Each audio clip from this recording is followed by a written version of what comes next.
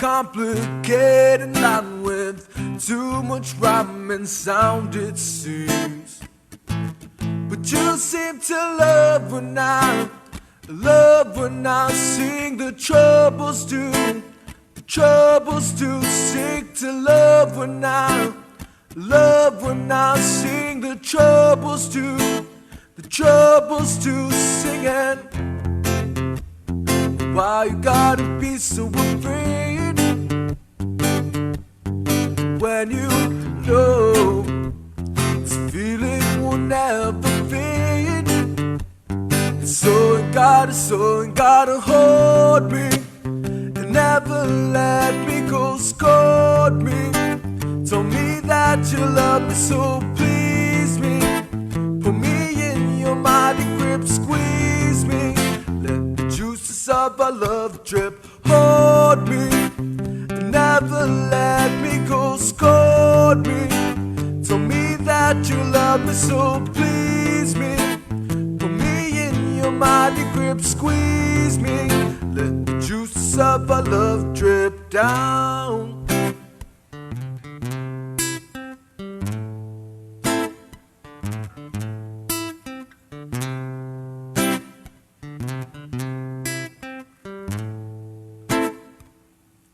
There is a hidden meaning in each strand that I can never understand to tell you. It's like there is this burning inside, thoughts and turning my mind to explain what I do. But you seem to love when I sing. The troubles do seek to love when I sing. The troubles do singing. Why you gotta be so afraid when you know this feeling will never fade? And so you gotta hold me and never let me go. Scold me, told me that you love me, so please me. Put me in your mighty grip, squeeze me. Let the juices of our love drip. Hold me and never let me go. Scold me, told me that you love me, so please me. Put me in your mighty grip, squeeze me. Let the juices of our love drip down, down. Baby, keep it dripping. Slow down the time, the clock from ticking. Try to understand. It'll be a Superman if you continue to slip or reach as fast as I can. And when you squeeze me, you please me. Try your best not to leave me. And when I see you with a thirst, so you know I'll be first in line. So let the juices of our love drip. Hold me and never let me go. Stay connected through The Link each morning on Breeze 93.9 FM.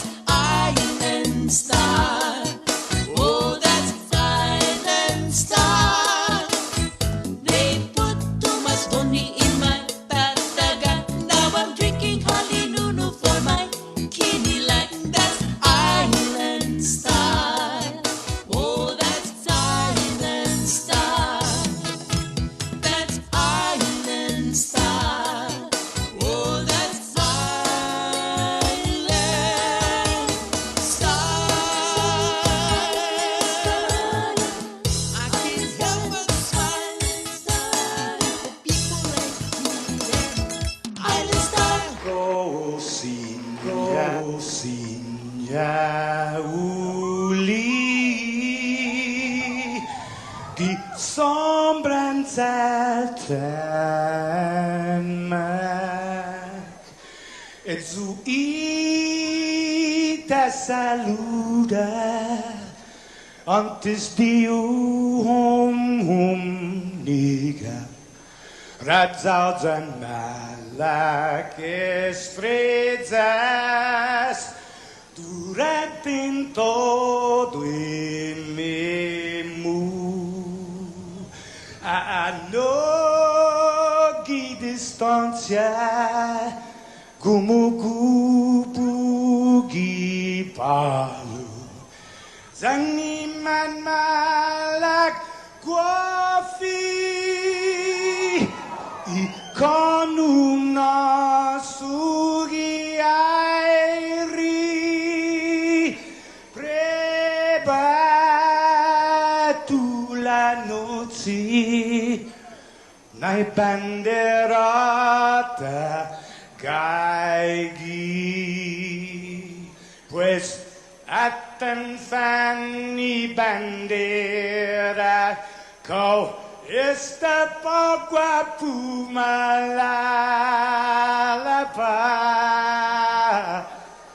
Gilo tanu man libri Sentanu iti man ko badi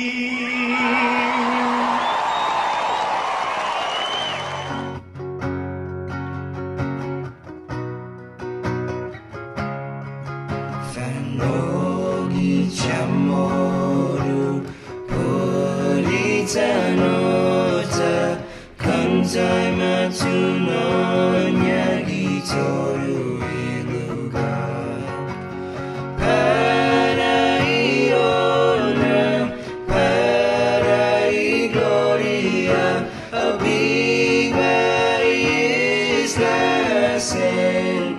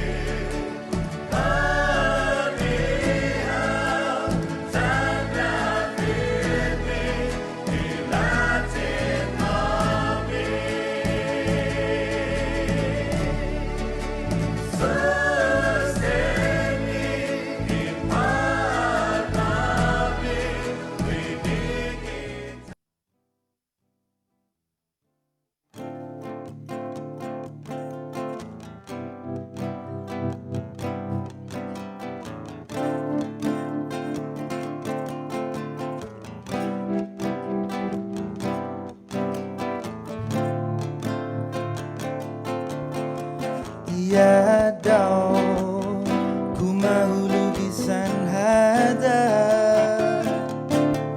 Italuani Naina manina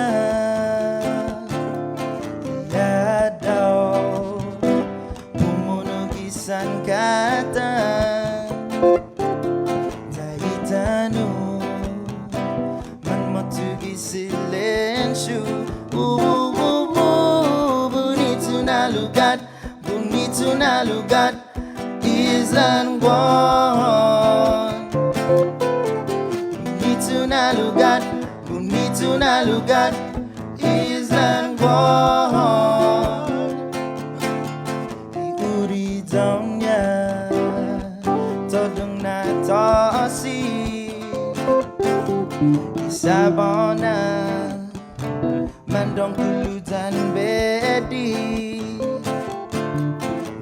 Itrong kusiha Man flores todo Bonito na lugar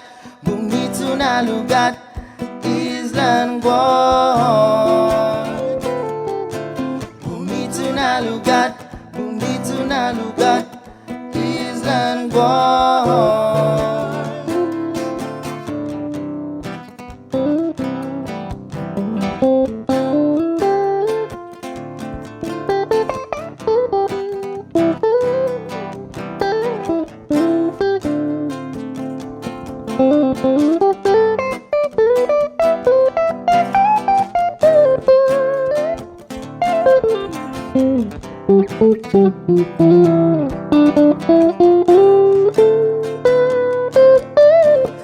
Samzu todu Iman hoben night Chamorro Fanatu Zata fampani dosu Za esti Sweateta night todu Bonito na lugar Island Guam Bonito na lugar Island Guam Bonito na lugar Island Guam Island Guam Good morning, Guam. Jello, it's Holy Week. Good morning, Sabrina. That's a classic. Right? It is. I remember that. Thanks, Jay. How long did it take you guys to come up with that? Not very long. And wait, You know when it just comes to you, man? But okay, for Plus, it was holy inspiration. that was during the. Would you say that was the peak of the malfunction when you guys were putting out all those comedy skits? I don't know. It was fun. And It was wait, good. what song was that? Set to? Yin Yang Twins. Yeah, Yeah. Wait. Yep. that was fun. That was funny. I remember that. And, Thank you. Everybody was playing that. I like starting the show with a compliment, Jay. Appreciate that, my friend. It's Tuesday, March 30th. Yes, it is Holy Week, Holy Tuesday. Good morning, Sabrina. Good morning. It's 6:18 on the link. It's Tuesday, March 30th. Episode of the show brought to you by East West Rental, Calvo Enterprises, IT&E, Carrier. For all my aircon babies, it's going to be a hot one today. You don't need a weatherman to tell you that, but we do get one on Mondays. And he said it was going to be mostly sunny with isolated showers, right? But if you look outside this morning, wow. Not a lot of clouds out there, Jay. It's actually, for our friend Roberto Fraccassini, Yeah, who goes for his morning run. he does. His morning constitutional. There you go. Nice exercise weather. Also got a good morning shout out from Person Hartman, who says good morning, Hafaday Guam. From Kentucky, Mama Bear Debbie Davis is saying good morning, everybody. Happy Tuesday to Chris, Jason, Sabrina, Mike, and everybody on Guam. And she also goes missing Joser. Well, we have Mike, the very capable. That's what the V stands for. Mike, very capable. In here. Now, unlike Joser, who is like who would rather be like seen and not heard. Yeah. Mike will jump on the mic from time to time. Yes. Thank you, Mike. Also, to our friend at Burger King, Rudy Rodolfo Jr., good morning. Is the first one in this morning, I think. Yeah, good morning. There you go. You have the honors. Good morning, Rudy. Iowalani Pokaigui, good morning, my favorite people. Good morning on you. Annie Bonds, good morning from Killeen, Texas. Peter J. Solis writes, Bananas Siduas and Buenas Guahan. All right, thank you guys. Angel P. Quintanilla Castro. Oh, and also Good morning. Also, our friend from the city of brotherly love, all the way out in Philadelphia, Mary Beth Torres, and she is saying she is making preparations to come back to the island. Wow. Remember, she's saying like she's got a lot of stuff to do, and with travel being what it is, and regulations and safety and everything like that, she is getting ready to come back home. Well, I don't know if she's just visiting or she's gonna come back here. Like we're gonna roll out the nice red quarantine carpet for you. There you go. Good morning. It's It's 6:20. the butcher paper that we still have like from high school. Why do they Roll call it. it butcher paper? Because butchers wrap the meat in it. Is that really what like on Yeah. those big rolls that you would have? You to, ever like, been pull? to a butcher, Jay? Actually, you can go to a grocery store, and the butchers, a lot of times, they just want to be. They want that bell to ring so they could cut your meat for you. Because people don't know it's an option. But anyway, yeah, when you go to the butcher in the American States, Jay, they wrap it in the butcher paper. It's brown usually, and they put a little bow on it. Yeah. Okay. No, Right. but I never. You know what I'm talking Because about. the butcher paper, it's like kind of like waxy, and it doesn't. I know what you're exactly. But like in the what public school library, you Yeah. have those huge rolls that are like standing vertically, and you say like, oh, we need like you're- Yeah. that stuff. Construction paper, man, great memories. Right on. It's so random. I don't know sometimes. why they call butcher paper. I don't know why they call construction paper. Good point. Because you construct stuff with it, I guess. Yeah. Hey, anyway, that's my friend Jason Solis right there. We got a Jason cam. My mom was talking about you this morning. She said, wow, his hair really got white. Oh boy. And then she said, but he's very handsome. So Oh, there you go. Thank you, man. I appreciate that. Oh, can I just say that like I had to anchor the news last Friday. Yeah. And this is my first time actually anchoring in, like, last time I anchored the news was Christmas Day, right? So it's been almost 4 months. Yeah. And we've changed things here at KUN because things are starting to get a little bit better. I anchored the news for about a year with a mask on. Right. And our thing now is, like, okay, you're the only one in the studio. Correct. We've people here are starting to get vaccinated and everything like that, so we don't wear masks. This was my first time. I felt butt naked, and I was scared. I was like, it just becomes so much like a part of me. And I'm around here, and I'm at least for me, this place is very, very safe. But I was like, wow, I'm actually anchoring the news, and like, I haven't got a mask on. This is weird. Yeah, that's like I walked into the store I walked into a cafe yesterday, and I walked right past the temperature check, but I had made like 3 other stops before that, and you're just like, you start there, put your hand in there. I walked in there like, sir. The alarm started going. They're like, you have to sanitize and temperature check.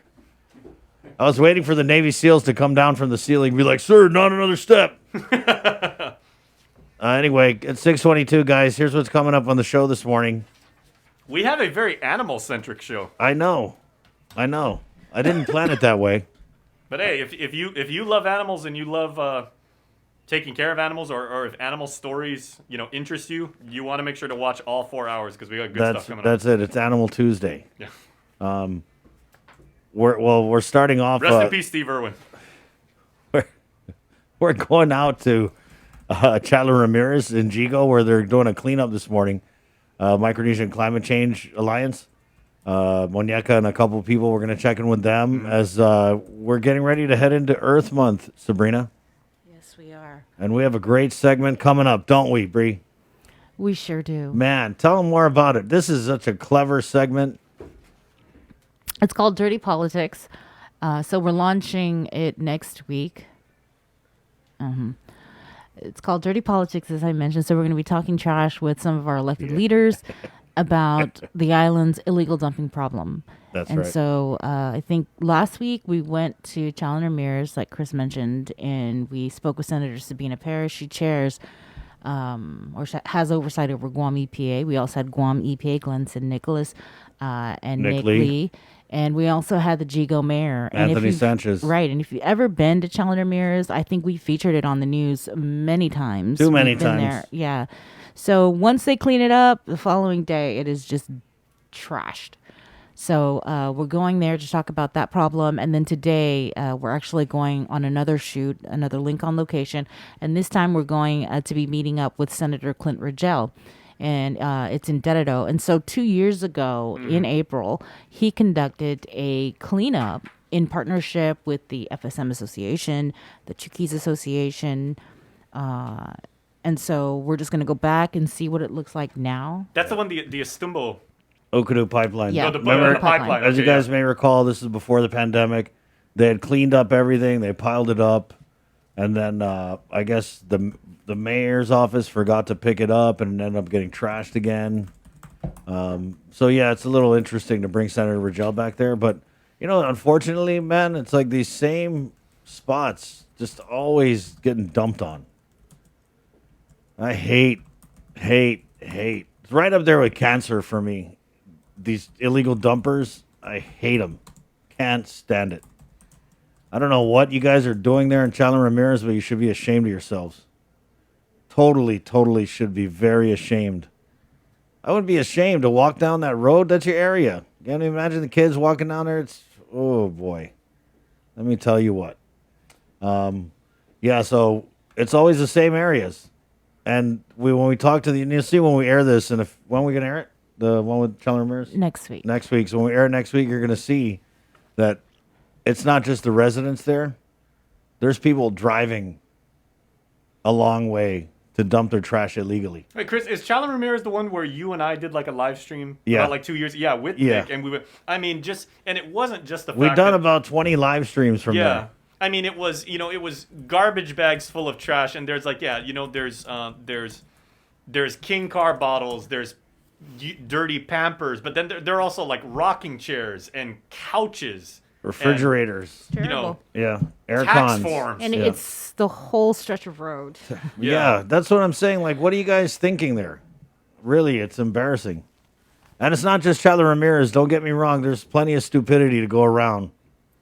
Plenty. But imagine if you are. I mean, But I mean, I don't get it. Like, you guys live in that area and you see cars coming in and dumping. How come no one does anything? see, there's the thing, though. I mean, Because I feel like if this was back in the day, you would have the village boys, like, they would pull you out of your car and make Yeah. you eat that trash. but what And about? really, you gotta feel for Bikes these like that. mayors, especially Oh, yeah. the Chico mayor, because Yep. they do their own cleanups, but you know, there's not enough money to continue. And it's to go so there. easy to sit there and hate on the mayors. Like, the mayors. Yeah, but the mayors aren't dumping the trash. You idiots are. What about for the residents that actually, they love living there and they've made that their home? And they're Yeah, I'm sorry. law-abiding. I don't want to hate on the whole Chandler Ramirez, just the idiots. But yeah, there are people there like, what's her name? Bus Stop Betty. Bus Stop Betty, Right, yeah. But really, the whole road. She doesn't. I don't think she lives there, but she's No, she gone lives there. somewhere around there, yeah, Yeah, and yeah. she cleans up that area and other areas on her own. Yeah, you know, 'cause right. she's fed up with it. And I mean, Kudos to her, actually. Yeah, I mean, imagine your whole road is famous because idiots dump trash on it. I mean, God, that's just like, who, man? Poor you guys. Got to step it up. Be proud of your area. Clean your community. You know what I mean? Really, I'm not gonna let you guys off the hook because it's the same stupid. Oh God, it's just so. It's terrible, right? Frickin- it just makes me mad. Smell it through your mask. There you Yeah. go. Taste Because it in your mouth. especially in these months, and like you said, Landon Idlet from the NWS was on our show yesterday saying that it is going to be very, very hot and humid and dry. Rotting. Imagine just Yeah. the rotting, rancid material, detritus. It's like Even after everything is- the oh. detritus, wow, Jay, $5 word. Detritus. Even after all the detritus rots away, the smell and the juice is still there. And guess what? It's seeping down into your aquifer. Yes. Yep. The juice. I'm tired of it, man. Bree, when you told me we were going to do this segment again, I was like, okay, that's cool because I like, the media is a powerful tool to get the message out. So I was like, yeah. But then when we got there, man, I was just so annoyed. I was like, dude, I'm tired of doing these freaking illegal dump things. It's like you guys never learn. Never. Damn, we could go clean up out here, and in a week it'll be worse than when we cleaned it up. And I'm just tired of the excuses. I'm so tired of hearing these. Like, oh, well, no one can afford to pay for the trash service. Or, oh, we can. That's all I hear. That's all I hear. That's all. It's baby crying excuses. Just because you can't afford to pay for your trash, I mean, and you're going to drive how many miles? You're passing by 50 million dumpsters. You know what I mean? There's trash cans at the parks. Yeah, can the government do better? Of course the government can do better, but you kind of got to do your part too. What is the penalty if you It's are caught? $1,000. It needs to be more. We need to Just $1,000 for littering. Well, for illegal dumping, it's $1,000, but for littering, it can run anywhere from $100 and up, depending. But thought it I was personally $1,000. think we need to start chopping people's hands off. What did Gigo Mayor Rudy Chris Barnett for Matsunani? senator. What did Gigo Mayor Rudy Matsunani say last time we were out there? Did he say the death penalty? Yeah. Yeah. Yeah, he said the death penalty. I mean, that's a little extreme, but chopping your hands off, totally fine. And with you that. know, former Mayor cool. Rudy. That was You're all- all right with that, right? Former Mayor But Rudy. just for 3 months. We'll do it 3 months. Everybody caught illegal dumping. We chop off your hands. You guys send a message because you're so stupid. And then after that, people will be like, oh, man, I don't know. I don't know But about dumping. Senator Sabina Perez, right? You were talking to her, she Yeah. had some ideas. Yeah. Hopefully, that can be effectuated or can work. We're going to talk. I mean, we don't want to blow it Yeah. whole because it's a really cool segment that we're doing. And then we're doing another one today. And then it's all for Earth Month.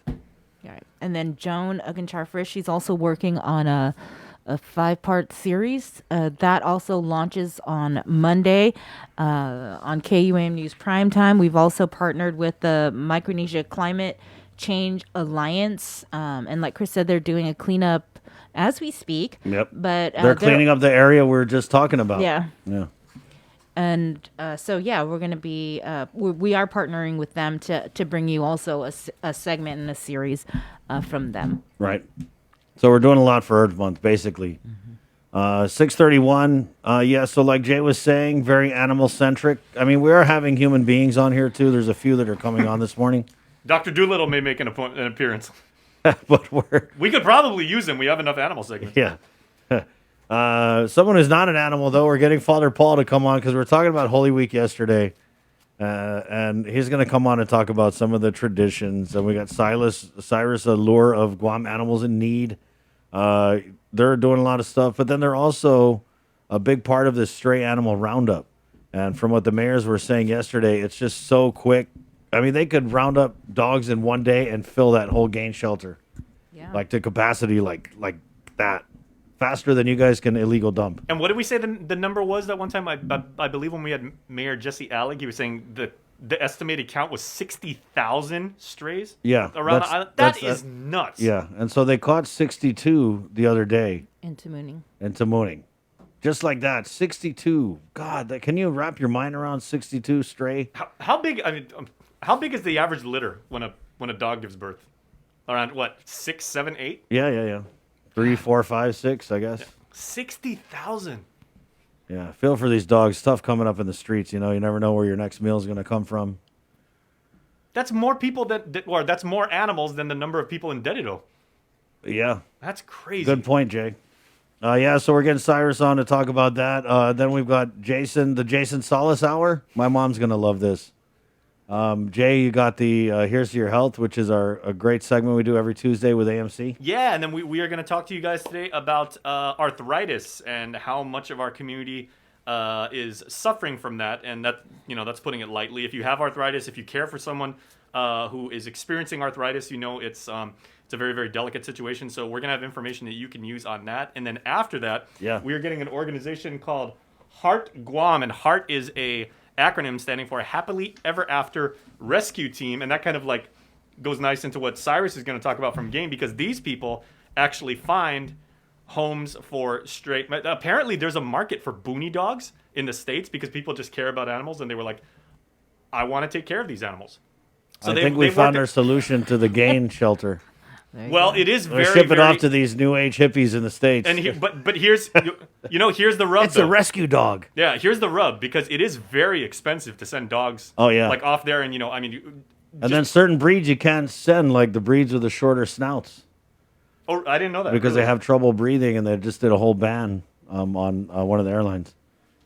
Yeah, so it's Heart Guam Happily Ever After Rescue Team, and what they do is they pair up dogs and cats and dogs here, primarily dogs at the moment, but right? Yeah. And they adopt them out to people in American states. Yeah. That's neat. And then Bree, we're getting Austin Shelton, UOG CIS, Center for Island Sustainability. Yes. They're talking about their conference on sustainability, which starts, I believe it's this week, and the theme is Islands Are Rising. There you go. Well, so are the oceans. And then we're going to close it out here with Juan Uggan. Terrible story. And you guys know Mr. Uggan. If you don't know him by name, he's the Carabao man that's down at Valley of the Laddie, back before the pandemic. Super, super nice guy. Great. Yeah, he's a good, very gentleman. Southern gentleman. Yeah. Back before the pandemic, we used to have this thing. Oh, God, what was it called, man? The morning update. Night market. Oh. Night market. Night market. Night market. And they would have it at what was called the Chamorro Village. It's that place right in Agania. It's in Agania. It's like it always near looks this- abandoned. Yeah, it looks like it's near. I think it's where they play baseball. Baseball, what's Yeah. that? Is that a sport? I think so. Well, It's we like are going to there's know a what baseball bat is and on there's a Friday ball. because Major League Baseball season kicks off. Oh, thanks, Jay. That was sarcasm, by the way. Yeah. Anyway, so he used to have his Carabao down there at the night market, and people would ride it. So you might know him. So someone shot Onget the Carabao with a shotgun. With a shotgun? But they said it looked. Thought it was a They said pellet gun. no. The injury because Well, shotguns shoot out pellets. so buckshot. that's- He was saying Yeah. because of the way the bullet. Right. hit. Yeah. So how the shotgun works is it's like a casing with a bunch of little beads in it, basically, and when you shoot it, the beads fly out. And they have different ones. They have birdshot, which is smaller beads, and they have buckshot, which is bigger beads. Which is buckshot's for like deer or whatever. Birdshot would be for pheasant or turkey or chickens or whatnot. So that's what he's saying, and we shared it on our Instagram. Sad story is Onget the Carabao was shot, and People went crazy over this story. and we lost Onget. So Yeah. heaven gained an angel, literally. Carabao And Angel. actually, we did, and again, 2 years ago, you and Ken San Nicolas and Asha Robles and I went down to Valley of the Laddie. We did this whole tour, and at the end of it is when we saw Mr. Uggan. He actually let us ride Onget the Carabao. And even If for, you want to ride.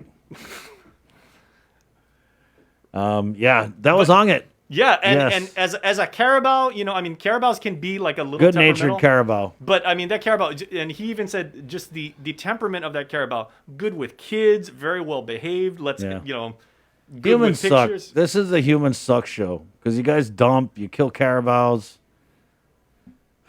God, 637. Anyway, And also, I believe we now have a new segment here on the link based on what you were just saying. It's like we have Chris Barnett's ballistic tips.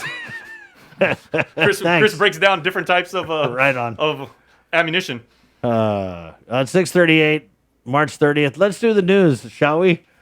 We shall. Shall we? We can. Okay, from the KUAM news team with the very latest. Good morning, Sabrina Salas-Manzanani. Off today, everybody. A Bureau of Statistics and Plans employee was arrested for resisting arrest as a misdemeanor, according to a magistrate's complaint. Just before 5:30 p.m. last Friday, police responded to a terrorizing complaint at Adelup. When police arrived, they found 48-year-old Emmanuel John Cruz Uggan arguing with other Adelup staff in the Bureau of Statistics and Plans office. Officers asked him to step into the hall and told him he was going to be arrested. According to court documents, Uggan allegedly popped his knuckles and stared intently at the officers and stepped into the hallway. He refused to be handcuffed, and police had to use a taser twice. Uggan is on pretrial release with conditions not to possess of firearms or deadly weapons. According to the magistrate's complaint, when police conducted a pat-down, Uggan had a black folding knife on him. And with more news, here is Peter Santos.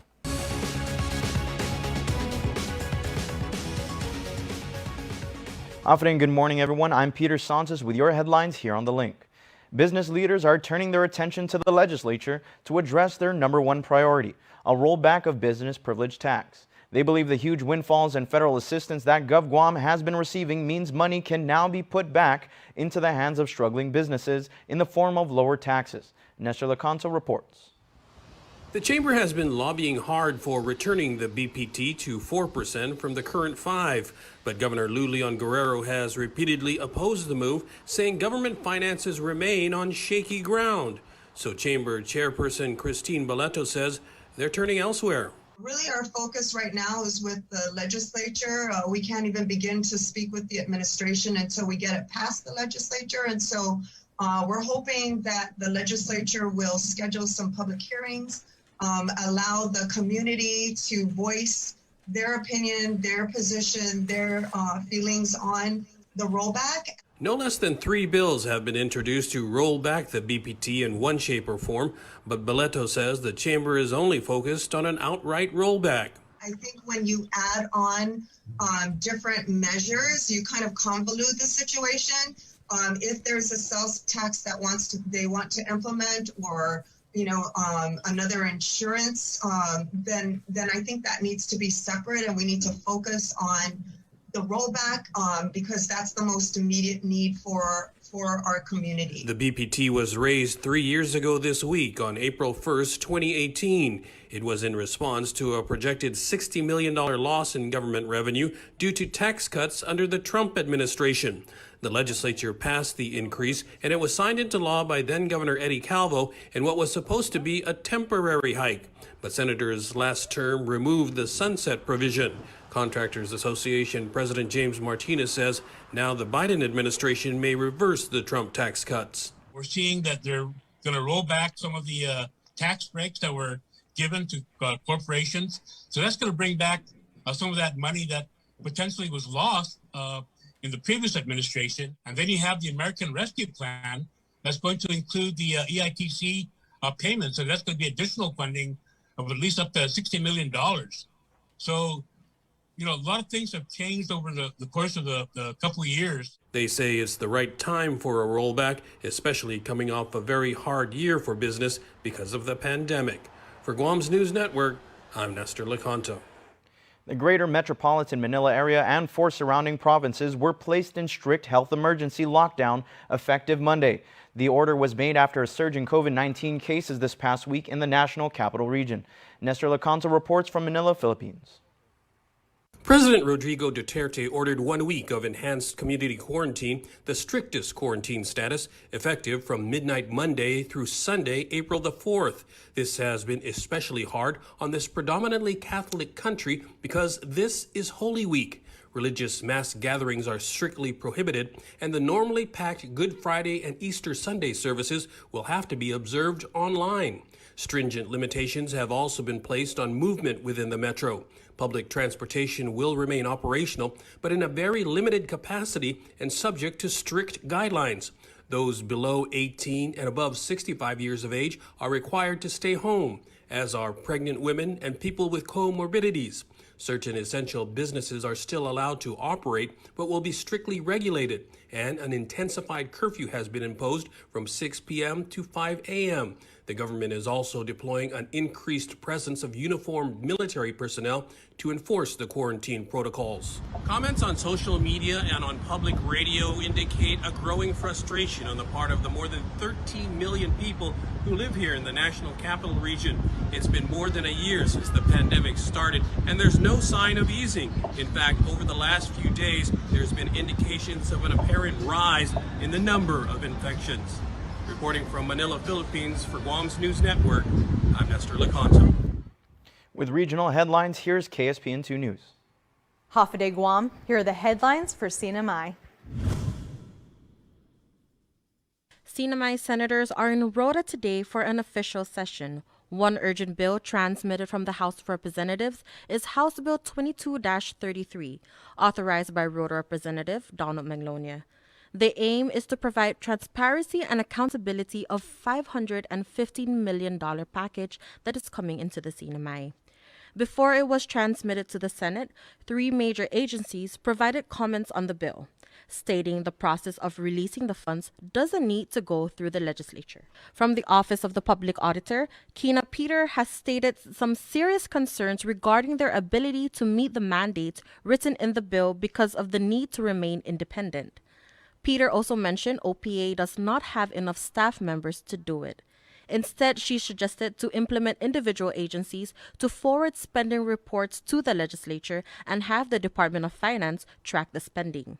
The Office of the Attorney General also stated an enactment is not required and that federal law provides legal structure for the funding. As for the Finance Department, Secretary David Attilik stated it's unnecessary. If the bill passes the Senate, the final decision will be on Governor Torres.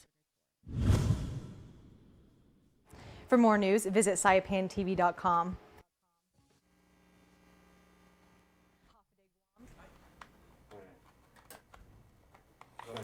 Four people tested positive for COVID-19 out of 670 tests performed this past Sunday. According to the Joint Information Center, one person is hospitalized with the virus. To date, there have been a total of 7,804 officially reported cases of COVID-19 on Guam since March of last year. There have been 134 deaths, 33 cases in active isolation, and more than 7,600 recoveries. Guam's CAR score is currently 0.2. As for vaccines, 80,409 doses have been administered so far, with 49,238 having received their first dose and 31,171 people having been fully vaccinated. And Public Health has ordered 25,740 doses of Pfizer, 15,000 of Moderna, and 1,300 Johnson & Johnson vaccines, totaling 42,040 vaccines for the month of April. All of them are anticipated to arrive by the end of this week. The World Health Organization is due to release its report looking into the origin of the COVID-19 virus tomorrow, but there are already questions about the validity of the findings, even before they've been released. Natalie Brand has more. The Biden administration is already questioning a World Health Organization report looking into the origins of the coronavirus. We've got real concerns about the methodology and the process that went into that report, including the fact that the government in Beijing apparently helped to write it. The report is expected to say the virus was transmitted from animals to humans, likely through wet markets in Wuhan, China. But others, including former CDC Director Robert Redfield, say it's still possible the virus leaked out of a lab in Wuhan. It might not be the most likely scenario in how this virus got out, but it has to remain a scenario. And I think at the end of the day, we're never going to fully discharge that possibility. There are concerns China put tight limits on what WHO investigators were able to see.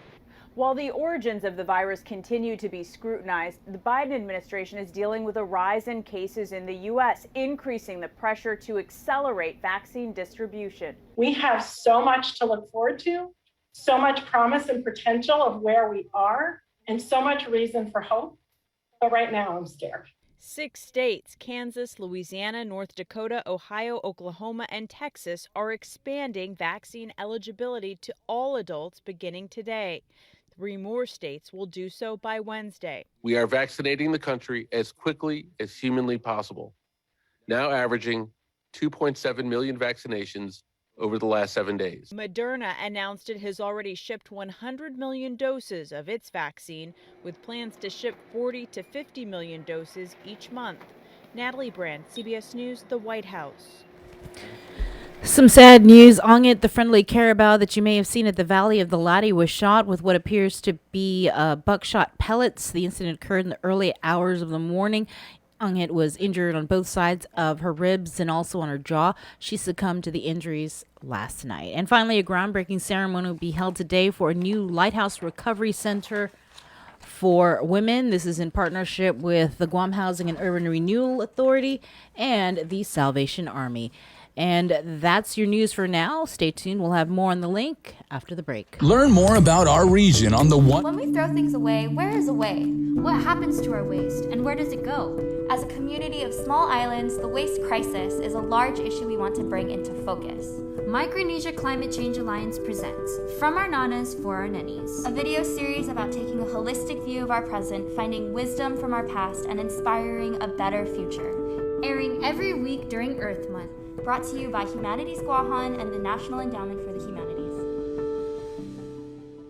This year, the Think Green Annual Cleanup goes virtual. Organize your community cleanup, post and tag with hashtag ThinkGreenGuam on social media. And we'll share your cleanup in our multimedia platforms and in a special montage on KUAM News Weekend Edition during the last weekend in April. Sustainability matters, part of the KUAM Care Force's commitment to our community. Presented by Green Energy Solutions, Inc. Reduce before you produce, GESI. Special thanks to Micronesian Brokers, Inc. Catch a wave of fish and seafood available throughout the Lenten season at King's Restaurant. The Lent menu has a tsunami of all your favorites like deep-fried parrotfish, fried calamari, and the Lent sampler. All are sure to be a splash hit. It's the Lent menu at King's. GU Self-Storage, conveniently located near the Harmon McDonald's. We offer affordable rates, online payments, and auto bill pay for your convenience. Plus gate access daily from 6 a.m. to 9 p.m. Call us today at 648-7867 for more information. Half a day. Does your child have a hearing loss? We are parents of deaf and hard of hearing children and volunteers with Guam's Positive Parents Together, and we are here for you. We know how you feel and have walked in your shoes. We want to help you navigate your way through our educational and medical systems, and most especially, your emotional journey. Please visit us at www.guamparents.org for more information. Get the job done the right way by getting the right stuff at East West Rental Center. With years of experience helping builders, we definitely got what you need. Call 646-1463 or visit us in Upper Tumon. Open Monday to Saturday from 7 a.m. to 5 p.m. and on Sundays from 8 a.m. to 5 p.m. Only one company on Guam provides every solar energy solution under one roof. Micronesia Renewable Energy. You want solar only? They got that. You want solar with batteries? They got that too. You want outright purchase or lease purchase? It's up to you. Does your solar system need a tune-up? That's what they do. For solar energy solutions from A to Z, you can count on MRE. Give them a call at 632-2613 for a free consultation. MRE, providing real solar solutions built by real solar experts. KUAM Communications salutes women small business entrepreneurs during Women's History Month with a special community feature, Women Driven. Every Monday in March, tune into KUAM News Primetime for a showcase of women entrepreneurs working in our community and the businesses they own and operate. Also catch the daily women-driven profiles, flooding the digital media platforms of KUAM News for professional features on many of these hardworking women. Celebrate Women's History Month with Women Driven on the multi-platforms of KUAM, presented by Cars Plus and Bank of Guam. Join KUAM and Punta Dos Montes for the Mes Chamorro Masterclass Series, an informative digital series for demonstrations throughout Mes Chamorro. Catch the Mes Chamorro Masterclass Series weekly on the KUAM News Facebook page, the KUAM YouTube channel, and every Saturday in March following the KUAM News Weekend Edition at 6:30 p.m. on TV8 and 7:30 on TV11. We'll highlight Guam's talented crafters and artisans teaching artisanal skills of our Chamorro heritage. Viva Mes Chamorro! From Punta Dos Montes and KUAM Communications. See KUAM.com for the complete Mes Chamorro Masterclass series schedule. Swim on in for Ruby Tuesday Seafood Sensations and enjoy your favorites from the sea in perfect time for Lent. Get hooked on lobster mac and cheese, the salmon loco moco, or the deep sea pasta. There's a bounty waiting for you on the RT Seafood Sensations menu at Ruby Tuesday Guam. Uno Go, delivering meals from your favorite restaurants and more, including delivering sodas and adult beverages from the Bottle Shack. Visit uno-go.com or download the app today. Also follow them on Instagram and Facebook.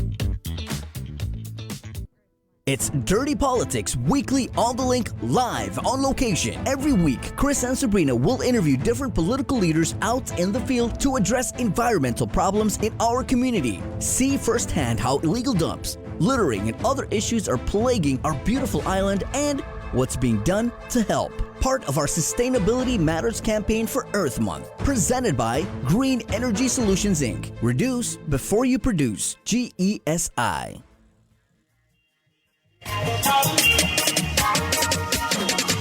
I'm running through my village, come and take a ride. is my home and I'ma rep it till I die. I'm riding through my village in the 653. I'll guarantee that you'll never wanna leave. I'm riding through my village, come and take a ride. Chico is my city and I'll rep it till I die. We'll come up to the north, I'll show you how we ride. It's 653, y'all better recognize. Well, Chico is my hometown. I'm from the 653, guaranteed I'm gonna hold it down. This song is for the gigolos. I put it on for my village and I'll show you how we really do. A deaf boomer stand up from Emsley to Matog. Watch out on the chance, dog, put it up. I'm riding through my village and we're chillin', bruh. To all my homies in back row, what's really good? I hear you haters talking, but keep on hater walking. It's 65-3, and we gon' keep it poppin'. Chico is on the rise, you better recognize. And if you talking trash, we gonna black that eye. Now cruise it down to Winston, then wipe our power states. We dump in all their trash illegally. What up to 505? They need to remix this. What up to Chico? Throw it up and represent. Come and take a ride. Chico's where we dump on the side of the side. Anyway, good morning. All love, guys. That's Mr. Keith Sablon. 653. Dude, this is a jam. It also has Zone.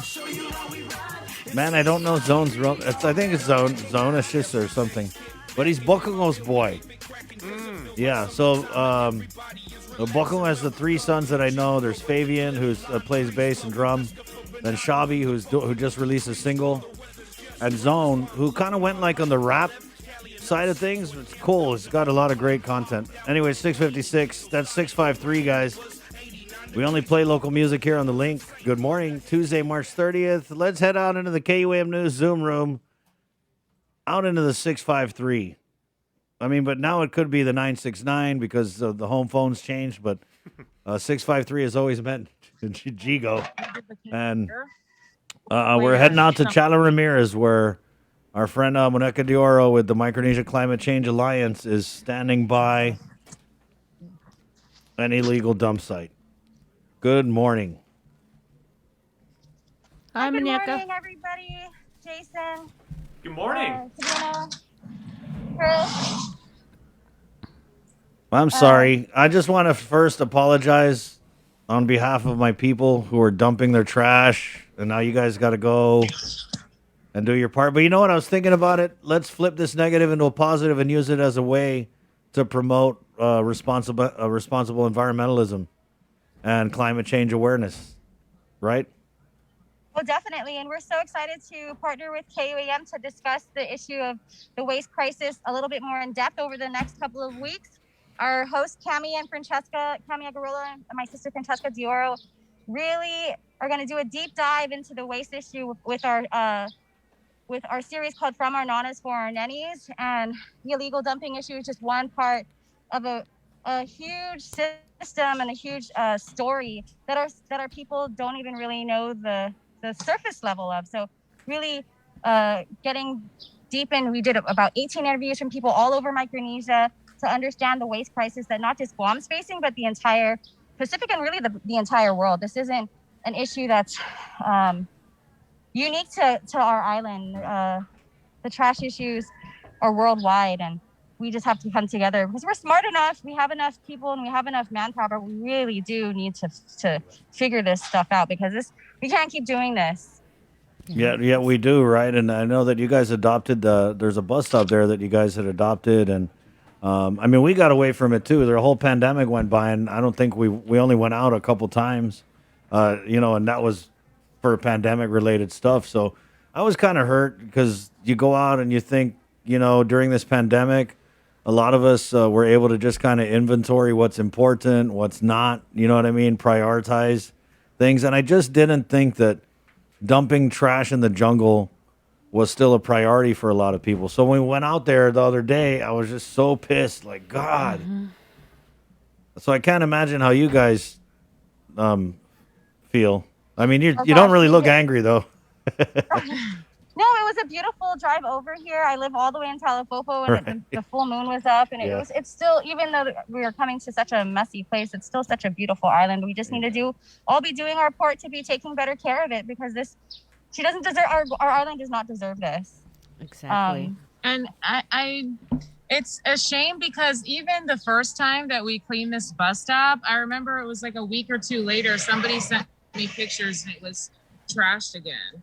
And I just think, I know so many people across the island do their part and they help for cleanups and whatnot, but I wonder often how much are we enabling people to keep dumping if residents are just going to kind of keep coming out here and cleaning up the waste? We need some sort of long-term sustainable solution for areas like Zero Down, where people are living in poverty and they need access to trash, or else things like this happen.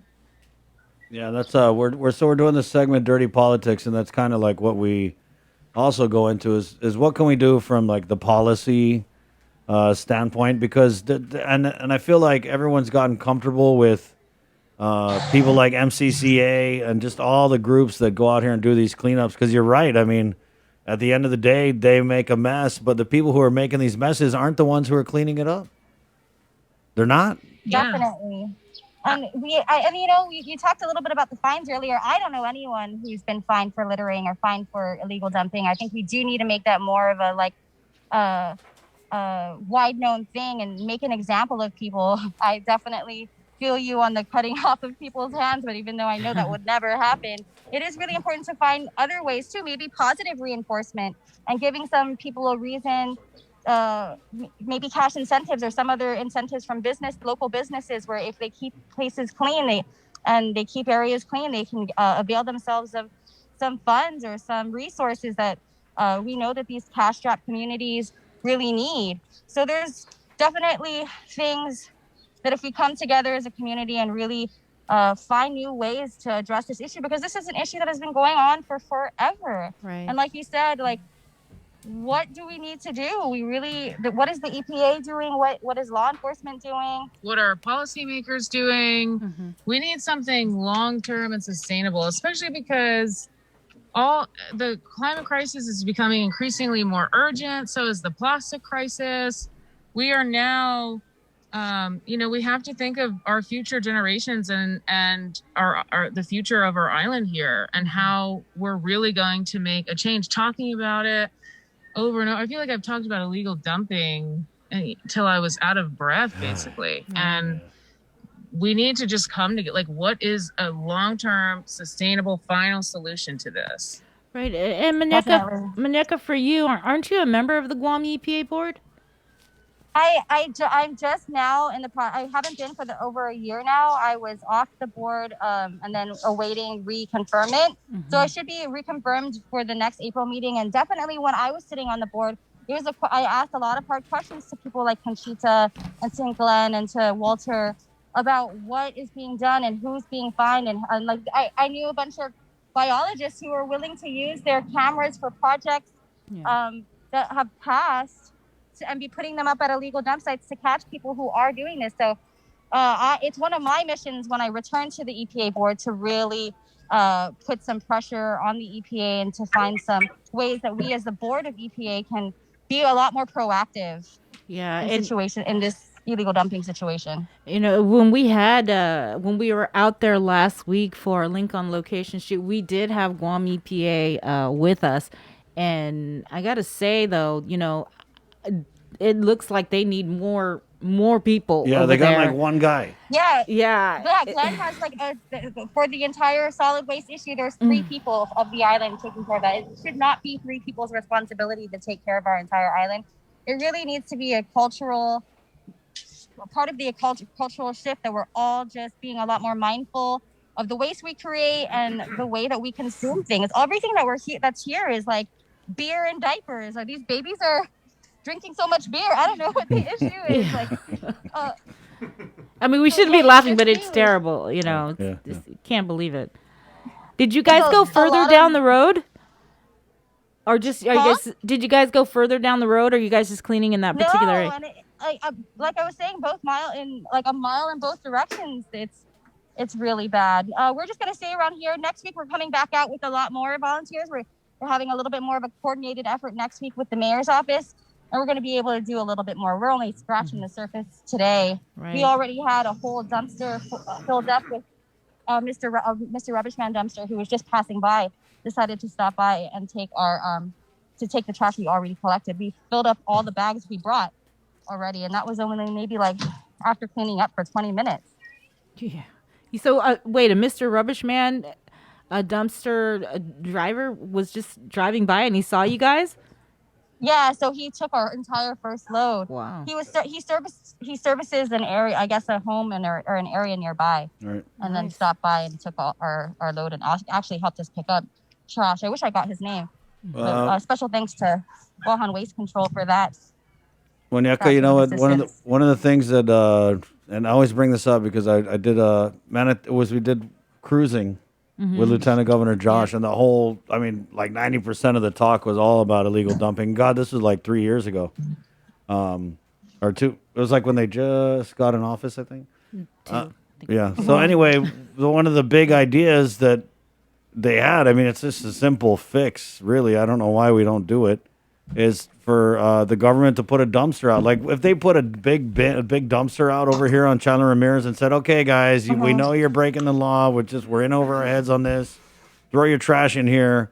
We'll have it out here like 2 days a week, right?" And the government just eats the cost.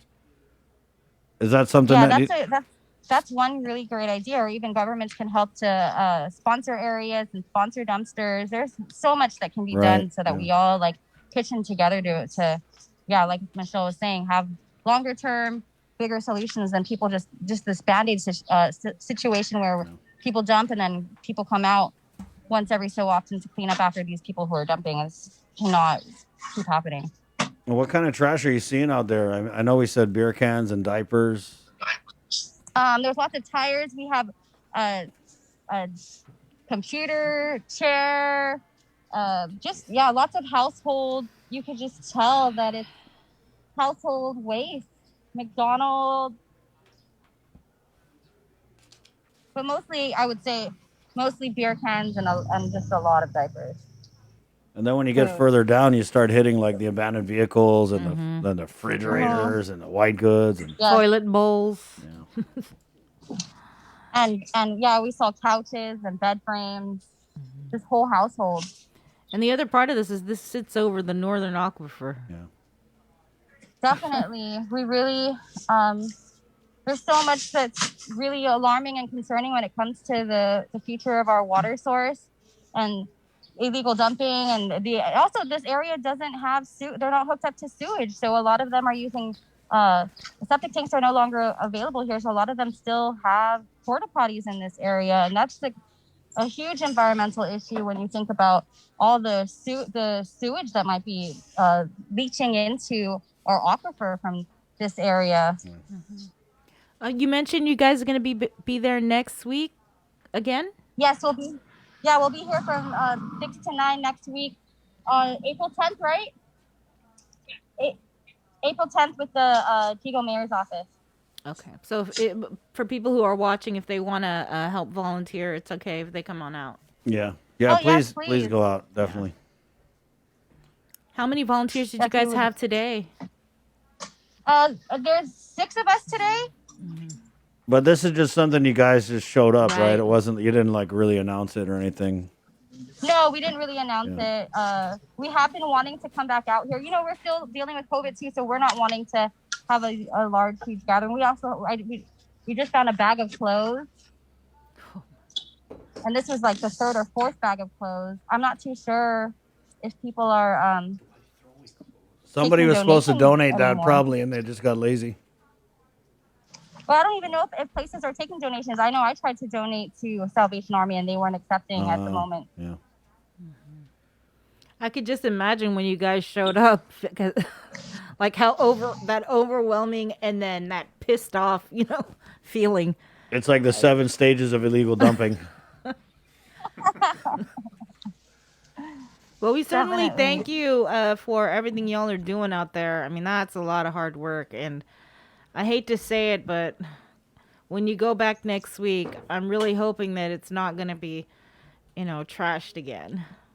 But yeah, we're probably only going to get to one side of the road today. Yeah. And yeah, we can send you some photos from the cleanup from next week too. Right on. If you want an update on the story. Definitely love the partnership that we have with you guys at MCCA, and really looking forward to these segments. And I just got to say, it's cool to have these young voices out here pushing this. It's an important narrative. Yeah, with you, Tammy, your sister, and everybody else over there with MCCA. Thank you, Monica. Thank you. Thank you, guys. Have a great day. Sorry. Yeah. No worries. Okay. Bye. Bye. So frustrating. Yeah. We have a lot of comments here. Peter writes, it's mainly people that are not from the area who would dump trash on private and government property. Aaron Redoble says, put CCTV and find those illegal dumpers. Gmar writes, I know some village mayors will pick up your trash. If you can't dump it, just call your mayor. You're right. And that's something that when we interviewed the Jigo mayor, he said, hey, yeah, if you can't dump your trash, please do call the mayor's office.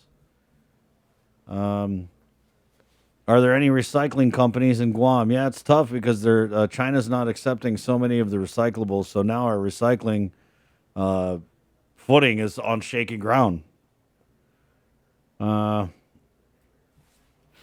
Yeah, it's frustrating. I don't blame God for bringing us a plague. We're so not human. Anyway, so that's that. Thank you guys up there at MCCA. And guys, we should do like an international day without dumping. Like one day. Take it easy. 7:10, we'll take a break and go in with Father Paul and talk about Holy Week and the penance that some of these illegal dumpers should be paying. 7-Eleven, again, this is the link. It's probably brought to you by IT&E, Carrier, 647 Cool, Cabo Enterprises, and East West Rental. Good morning. Jamie.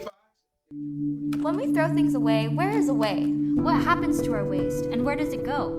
As a community of small islands, the waste crisis is a large issue we want to bring into focus. Micronesia Climate Change Alliance presents From Our Nanas for Our Nennies, a video series about taking a holistic view of our present, finding wisdom from our past, and inspiring a better future. Airing every week during Earth Month, brought to you by Humanities Guahan and the National Endowment for the Humanities. This year, the Think Green annual cleanup goes virtual. Organize your community cleanup, post and tag with hashtag ThinkGreenGuam on social media. And we'll share your cleanup in our multimedia platforms and in a special montage on KUAM News Weekend Edition during the last weekend in April. Sustainability matters, part of the KUAM Care Force's commitment to our community. Presented by Green Energy Solutions, Inc. Reduce before you produce, GESI. Special thanks to Micronesian Brokers, Inc. Catch a wave of fish and seafood available throughout the Lenten season at King's Restaurant. The Lent menu has a tsunami of all your favorites like deep fried parrotfish, fried calamari, and the Lent sampler. All are sure to be a splash hit. It's the Lent menu at King's. GU Self-Storage, conveniently located near the Harmon McDonald's. We offer affordable rates, online payments, and auto bill pay for your convenience. Plus gate access daily from 6 a.m. to 9 p.m. Call us today at 648-7867 for more information. Half a day. Does your child have a hearing loss? We are parents of deaf and hard of hearing children and volunteers with Guam's Positive Parents Together, and we are here for you. We know how you feel and have walked in your shoes. We want to help you navigate your way through our educational and medical systems, and most especially, your emotional journey. Please visit us at www.guamparents.org for more information. Get the job done the right way by getting the right stuff at East West Rental Center. With years of experience helping builders, we definitely got what you need. Call 646-1463 or visit us in Upper Tumon. Open Monday to Saturday from 7 a.m. to 5 p.m. and on Sundays from 8 a.m. to 5 p.m.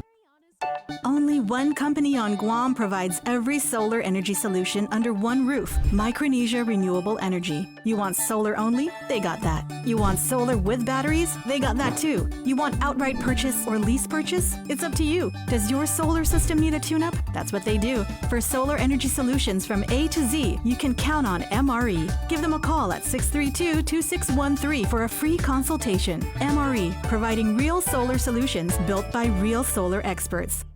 Swim on in for Ruby Tuesday Seafood Sensations and enjoy your favorites from the sea in perfect time for Lent. Get hooked on lobster mac and cheese, the salmon loco moco, or the deep sea pasta. There's a bounty waiting for you on the RT Seafood Sensations menu at Ruby Tuesday Guam. Uno Go, delivering meals from your favorite restaurants and more, including delivering sodas and adult beverages from the Bottle Shack. Visit uno-go.com or download the app today. Also follow them on Instagram and Facebook. Join KUAM and Punta Dos Montes for the Mes Chamorro Masterclass Series, an informative digital series for demonstrations throughout Mes Chamorro. Catch the Mes Chamorro Masterclass Series weekly on the KUAM News Facebook page, the KUAM YouTube channel, and every Saturday in March following the KUAM News Weekend Edition at 6:30 p.m. on TV8 and 7:30 on TV11. We'll highlight Guam's talented crafters and artisans teaching artisanal skills of our Chamorro heritage. Viva Mes Chamorro! From Punta Dos Montes and KUAM Communications. See KUAM.com for the complete Mes Chamorro Masterclass series schedule. KUAM Communications salutes women small business entrepreneurs during Women's History Month with a special community feature, Women Driven. Every Monday in March, tune into KUAM News Primetime for a showcase of women entrepreneurs working in our community and the businesses they own and operate. Also catch the daily women-driven profiles, flooding the digital media platforms of KUAM News for professional features on many of these hardworking women. Celebrate Women's History Month with Women Driven on the multi-platforms of KUAM, presented by Cars Plus and Bank of Guam. The relationship between Guam and Manila, Philippines is undeniable as we share similar cultural traditions, history, and heritage, with generations of Filipinos calling Guam home. KUAM presents a monthly look at the capital city featuring in-depth and engaging interviews on everything from medical tourism to new business and government leaders. Veteran newscaster Nestor Lecanto delivers Beyond Our Borders. This special program is brought to you by the Bank of Guam and KFC.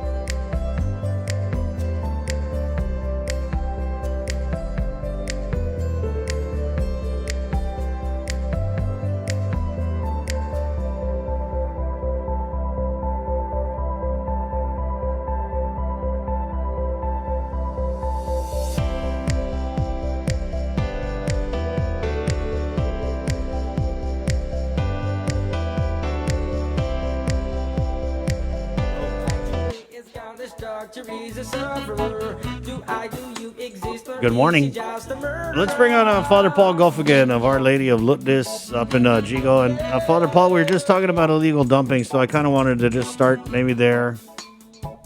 What is the Bible? Is there anything about throwing trash, dumping? Well, yes, from the very beginning, we're supposed to be good stewards of our resources. Take care. You know, when God said, told man to go have dominion over the whole world, when he said dominion, that doesn't mean to dominate. It means to put God into the world. So trash is very ungodly. And to dump trash around the island is very ungodly. So that's not having dominion.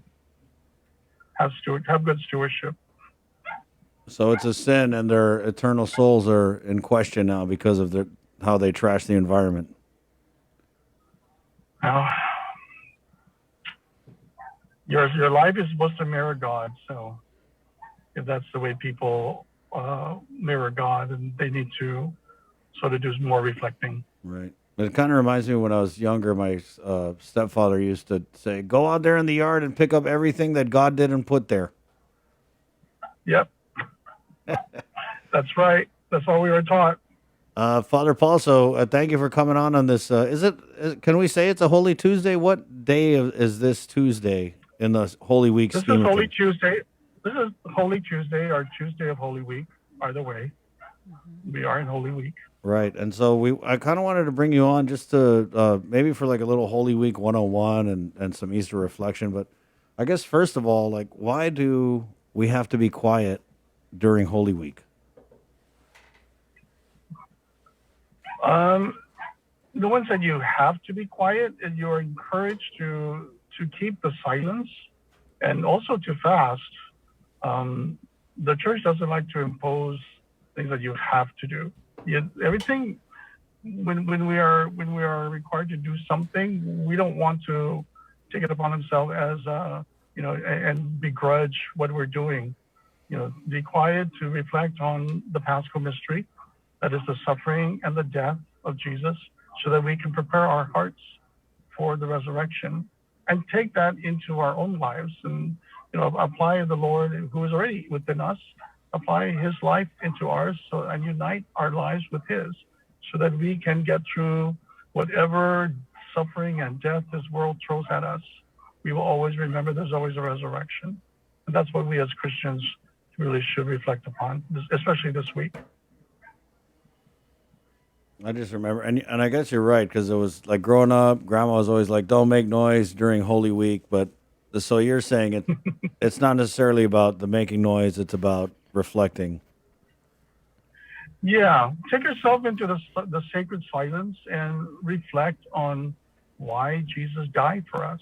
And when we get into the Holy 3 days, which we call the Triduum, that's Holy Thursday, Good Friday, and of course the Easter Vigil, we reflect on that Paschal mystery, on how awesome our God is, who chose. He didn't have to, but he chose to suffer and die for us, to take upon our humanity, so that he can give us part of his divinity. And this is why the Easter Vigil baptisms is really the highlight. Unfortunately, this year, it's a renewal. We won't be baptizing because of COVID, but right. We will. All Christians who are baptized will be renewing their baptismal promises. And sometimes we tend to forget, especially those of us who are cradle Catholics, and we weren't there consciously to be baptized, but we tend to forget how important our baptism is. And we should be renewing our baptismal promises every single day. What's it been like this week, Paulie? Obviously Holy Week last year, way different than what's happening today. We are very, very thankful that we are actually able to celebrate it with people in the church. If you remember last year, nobody was allowed in the church. We didn't bless no one received their blessed palms. People were in the church for Holy Thursday, Good Friday. And so we are so thankful and blessed that we are able to celebrate it. But we still need to remind each other that we need to be careful. We cannot let our guard down. So what we will do during these celebrations is to remember the safety protocols, to be mindful of each other, to make sure we mask up, keep our social distancing, sanitize our hands, and whatever happens in our ritual that involves touching, is going to be omitted. For example, in Holy Thursday, we usually, and it is an option for the parishes, if they want to do the washing of the feet, they can do it. But before COVID, it's always been an option.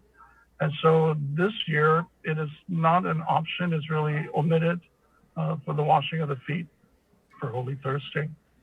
But we pray that next year we will get back to, even if it's a new normal, but get back to celebrating our sacraments the way we should be celebrating it. What's the significance of the palms on Palm Sunday?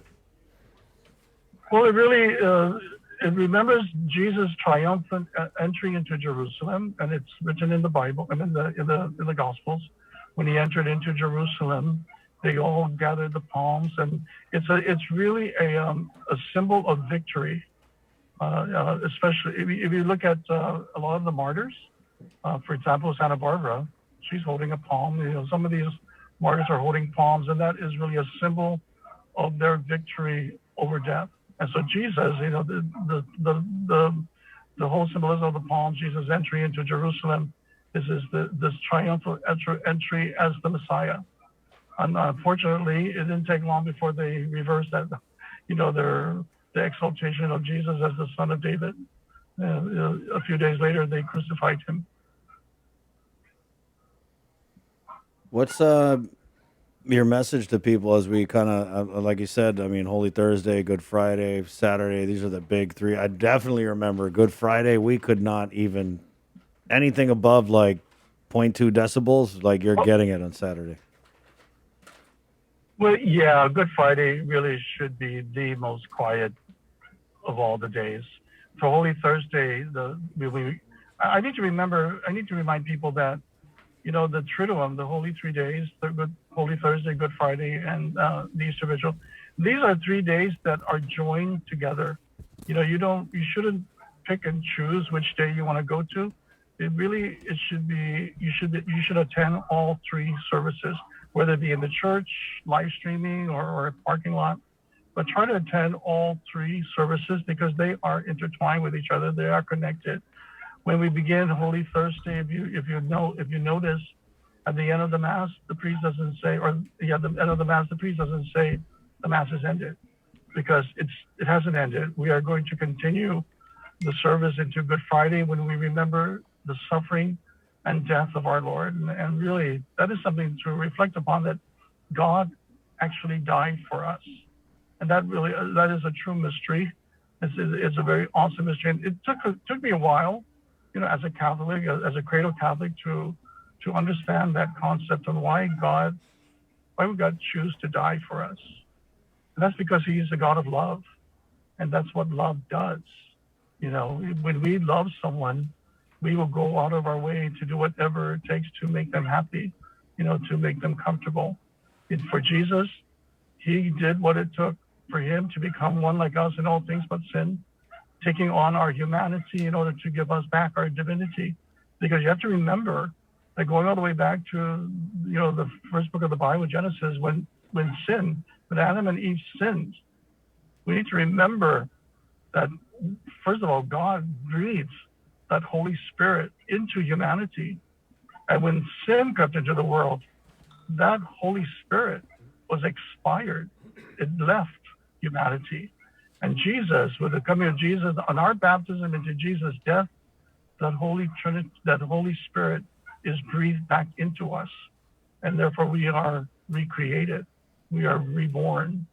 And that's really a beautiful picture of God's awesome love for humanity. He wants to bring back everyone and everything back to himself. So there was, as it was in the beginning, before sin crept into the world. So the whole Paschal mystery is this triumphant destruction of death. And this is one thing that we need to remember in our daily lives. We encounter death everywhere, especially during this COVID pandemic. We have encountered death everywhere. We encountered darkness everywhere. But as Christians, with the Holy Spirit that we've been baptized into we are swallowed up into the Blessed Trinity, into the mysteries of God. We need to always remember that God is always on our side, and God has destroyed death once and for all. We may die an earthly death, but we definitely, in God, we will never die that spiritual death, which is so much more important. And that is that wonderful Holy Spirit that will bring us into that eternal life. And we tend to forget that a lot of times. And during Holy Week, this is the one time of the year that we go back and remember. We remember who we are, where we came from, and most importantly, where we're headed to, which is heaven. That's for those who are faithful. Polly, do you know if anybody is doing the Good Friday trek up Mount Humuzungmanglo? I don't know, but that's really not a part of that is not an archdiocesan event. So we don't have any say whether people can go or cannot go. All I can say is, for those who are trekking up to Mount Lamlam, thinking that that is part of the Good Friday service.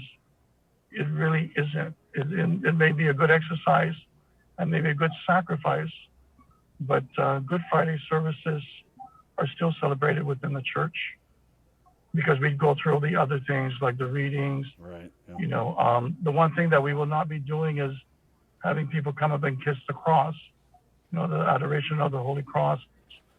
The only one that will do that is the presider. Everybody can sort of venerate from afar. And that's only to keep people safe. We just, you know, we thank people for their patience. And we definitely look forward to going back to the way we would celebrate, and maybe with a new normal, going back to the way we celebrate our liturgies, especially the Triduum one next year. Thank you, Father Paul. We just wanted to get you on here and, you know, talk a little Holy Week with you. So we definitely appreciate your time. And we'll let you get back to it. Thank you so much. Yeah. Thank you so much. And happy Easter, Father. Same to you. Hang in there. Yes, Take care. right on. God bless. I'll go. Bye-bye. There you go. Father Paul from Our Lady of this Jigo in the house. Very Jigo-centric this morning. What are you going to be doing for Easter? I don't know yet.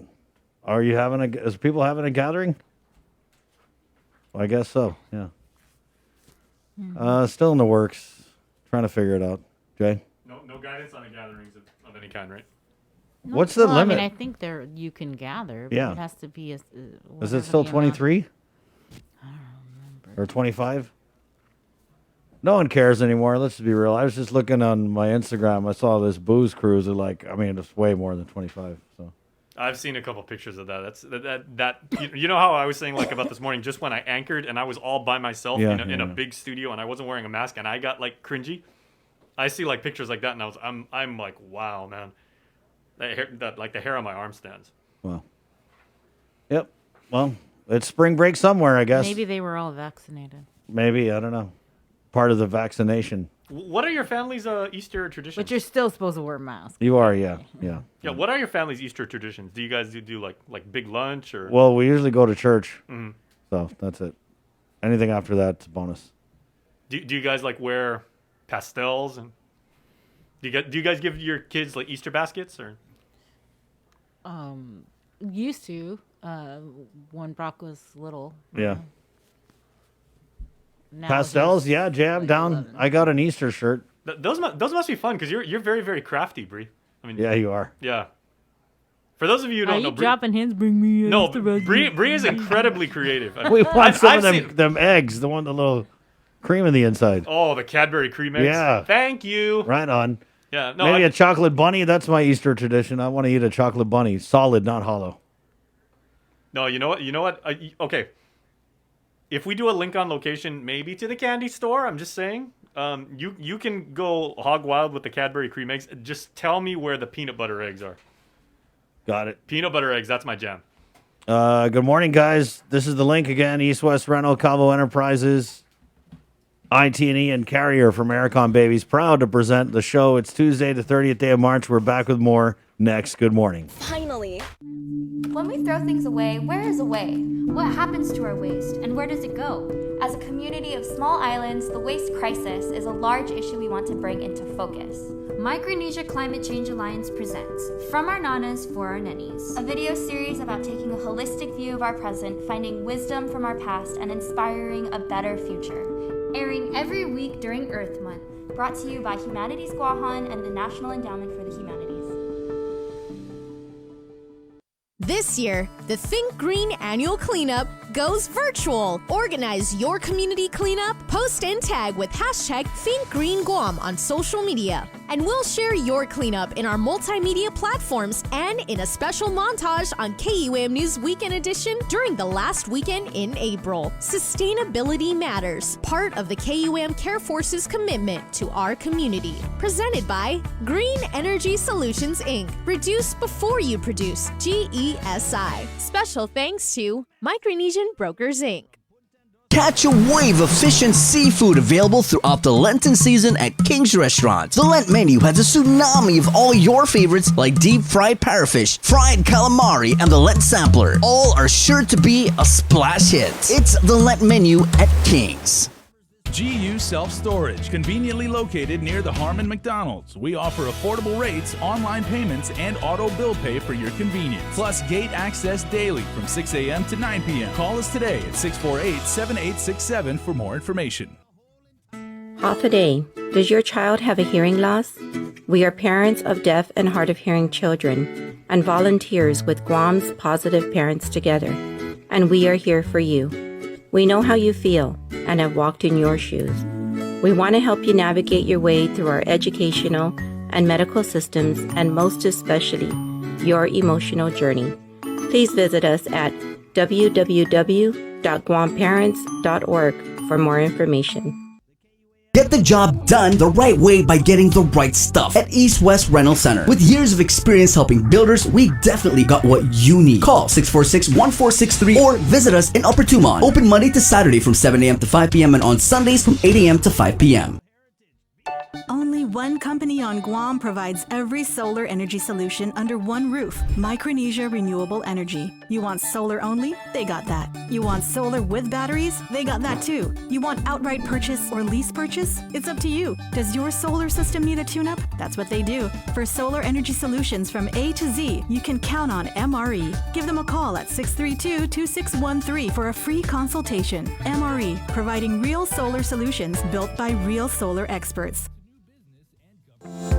KUAM Communications salutes women small business entrepreneurs during Women's History Month with a special community feature, Women Driven.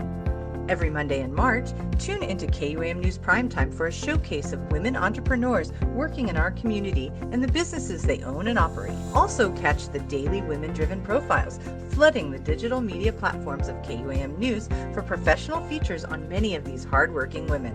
Celebrate Women's History Month with Women Driven on the multi-platforms of KUAM, presented by Cars Plus and Bank of Guam.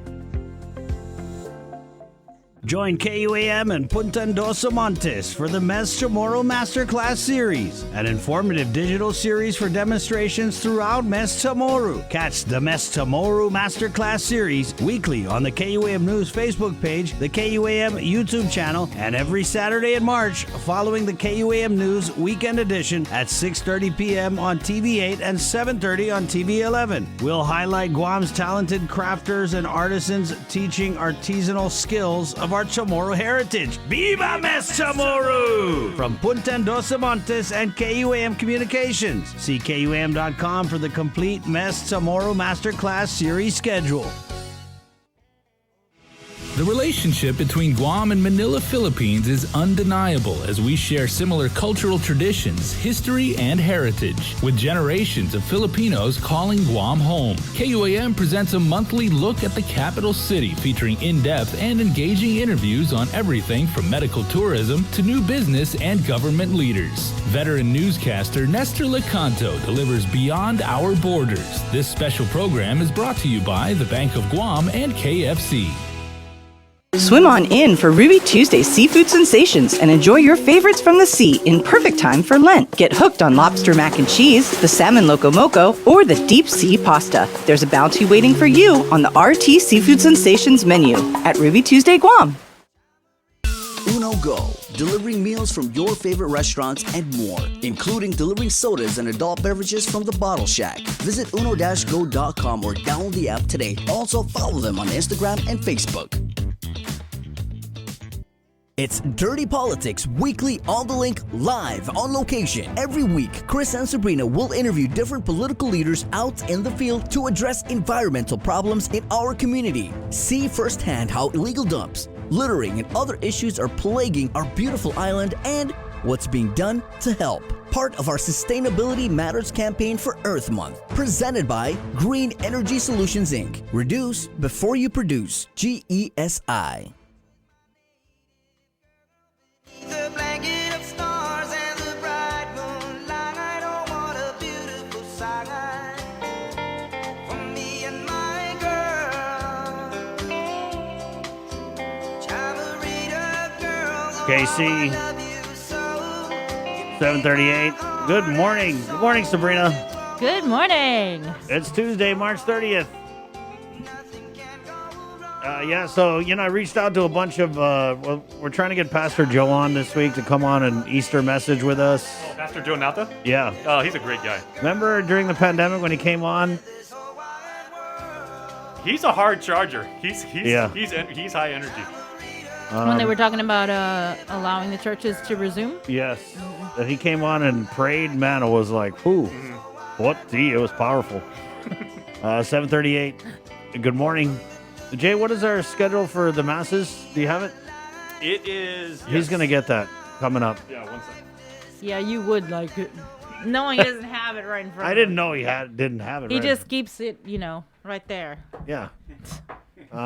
Okay, so let's go into the Zoom room where we have been stuck in Jigo all morning. We started on Chala Ramirez with our friends at Micronesia Climate Change Alliance, cleaning up your mess. Up there in Chala Ramirez, illegal dump site. There's just so many, too many. And then we went with Father Paul, who's the priest at Our Lady of Lourdes in Jigo. And now we're with Cyrus Lure of Gain, which is located in Jigo. Good morning, Cyrus. Morning. Thanks for having us. Of course. Always a pleasure. Let's start with official business type stuff first. So we had the mayors on yesterday, and man, they are really rounding up these stray cats and dogs. I couldn't even believe that we had Mayor Louise Friday. She said that in her village, they had rounded up 62 stray cats and dogs. I didn't get the chicken count, but 62. And then they're saying that they go up to the shelter and it just, I don't even know how many kennels you guys got there, what's your capacity with holding these animals, but are we running into an issue with like the mayor's rounding up the animals too quickly for you guys to deal with them on your end? Yeah, to be very honest and open about it, transparent about it, capacity at the shelter has always been a problem, and it continues to be a problem. And thankfully, the mayors are understanding. They're understanding of the difficult situation we're in, but I think everybody is rightfully frustrated when you are trying to pick up animals and do the right thing, and there's not space at the shelter. Then it's a difficult position, and it's the same story we've had for many years, where a mayor may pick up an animal, and if the animal's not injured, if the animal's not aggressive, we don't have space at the shelter, then they're forced to release the animal again, and it's something that I think a lot of people. So what is the capacity? What is the capacity? We have 55 dog kennels, but the capacity will vary depending on whether it's 8 puppies in a kennel or 1 adult dog or 2 adult dogs. So it varies, but I would say probably between 100 to 150 dogs and about 30, 40 cats at any given time. Cats, we actually have a lot of turnover. They get adopted pretty quickly. It's the dogs that might stay with us for sometimes 6-7 months before they get adopted. We also have a robust foster network, so we should really thank the 75 families that are currently fostering animals for us. They are phenomenal. They help us relieve stress at the shelter. But ultimately, we need to expand the shelter. We need more kennel space. One thing that we emphasized early on with the mayors is that we're not going to change our standard of care. We're not going to euthanize more simply to increase space.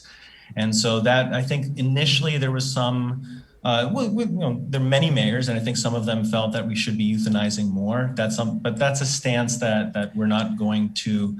Not only are we not going to change because it's an animal welfare issue, but it's counterproductive. And once we explain to mayors that when you kill animals, you actually increase the population, they came around, and we all now agree that spaying and neutering is ultimately the only fix for the only solution that's viable. And if I can reiterate that point, when you kill an animal in order to reduce the population, all you're doing is you're creating a vacuum. And this vacuum effect has been studied by veterinarians and researchers for many years. That vacuum where the resources still exist gets repopulated by numerous puppies. And where you had one old dog consuming those resources, now you have 4 or 5 puppies fighting over those same resources. And so when you simply kill animals, you don't actually fix the problem. So really what we encourage is that the mayors target, the problematic dogs, the ones that are aggressive, that have bit people, that are, threatening children,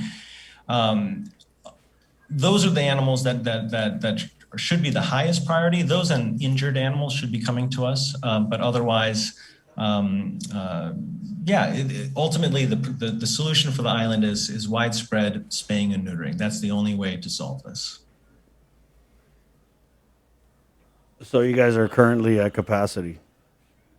Sorry, I can talk for quite a bit, but yes, we are at capacity and we are consistent at capacity. That's not something that has changed. We are always really, we're always pushing the limit where we're very near capacity. And so we do what many shelters in the States do, which is we are now scheduling intake. So if you call us in advance and you have a pet that you simply don't want anymore, we will try to schedule that out 2-3 weeks in advance rather than having them come up immediately, because every single day we have emergencies come in, an animal that has been hit by a car, an animal that has been, bit a child or something. And so those are the cases that take immediate priority. It's the cases where an animal is an optional forfeiture that we try to schedule those out. Mm-hmm. So you guys aren't taking stray dogs from the mares.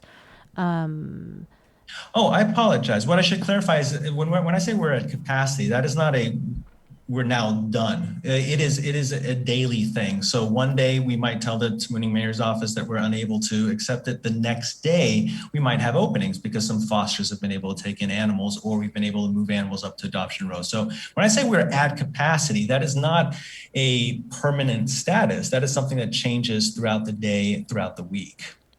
What about the euthanization? So how does that work? I mean, do you have is it done daily, weekly, and what are some of the numbers? Well, the numbers aren't good for us, but that's really the condition of the animals that come in. If an animal comes to us and they are adoptable, so that they're not aggressive, they're not injured, they're not dying, we have over 80-90% placement rate for them getting adopted. But if they come to us and they're feral, or if they come to us with injuries, then those animals get euthanized. And that's probably about 70-80% of the animals that come to us are in that condition. Ideally, where we should be is that we have a veterinarian at the shelter so we can provide basic care. So if an animal comes to us and all it needs is an eye removal or an amputation, we could provide that care and find them a home. Unfortunately, at this stage, we don't have a veterinarian, so those animals, we tell people, if you bring us an animal that needs an eye removed and it's suffering, we'll provide euthanasia so it doesn't continue to suffer, but we don't have the ability to provide medical care. And so that's really where we should aim to get. We've worked with the Department of Ag. We hope to get a full-time veterinarian, but at this point, we don't have that capability. So it's very difficult. Euthanasias also happen every day, day and night, because of emergencies. People will call us midnight on a Sunday or Saturday because an animal has been hit, but the animal's still alive. And so they'll call our number. We answer 24 hours a day, and our staff will meet them in the middle of the night at the shelter and euthanize an animal so it doesn't have to continue suffering. So it does take a toll on our staff and our volunteers. It is not something that's easy to do, but we do it because we're the final line. And if we're not there, then these animals suffer. So you said spay and neutering is the ultimate solution? That's what you said? So, yeah. So what happens? So the mayors, they round up these dogs and they bring them up to gain, and then you guys perform these services? Well, it would be a multi-pronged approach. Mm-hmm. What we really need is everything from we do have a spay-neuter clinic at the shelter, not a veterinarian at this time, but we have the facilities to be able to provide that service once we get a veterinarian. We would also need voucher programs run through the mayor's office so that mayors can provide low-cost vouchers for people to go to private clinics. That would supplement our activity at the shelter.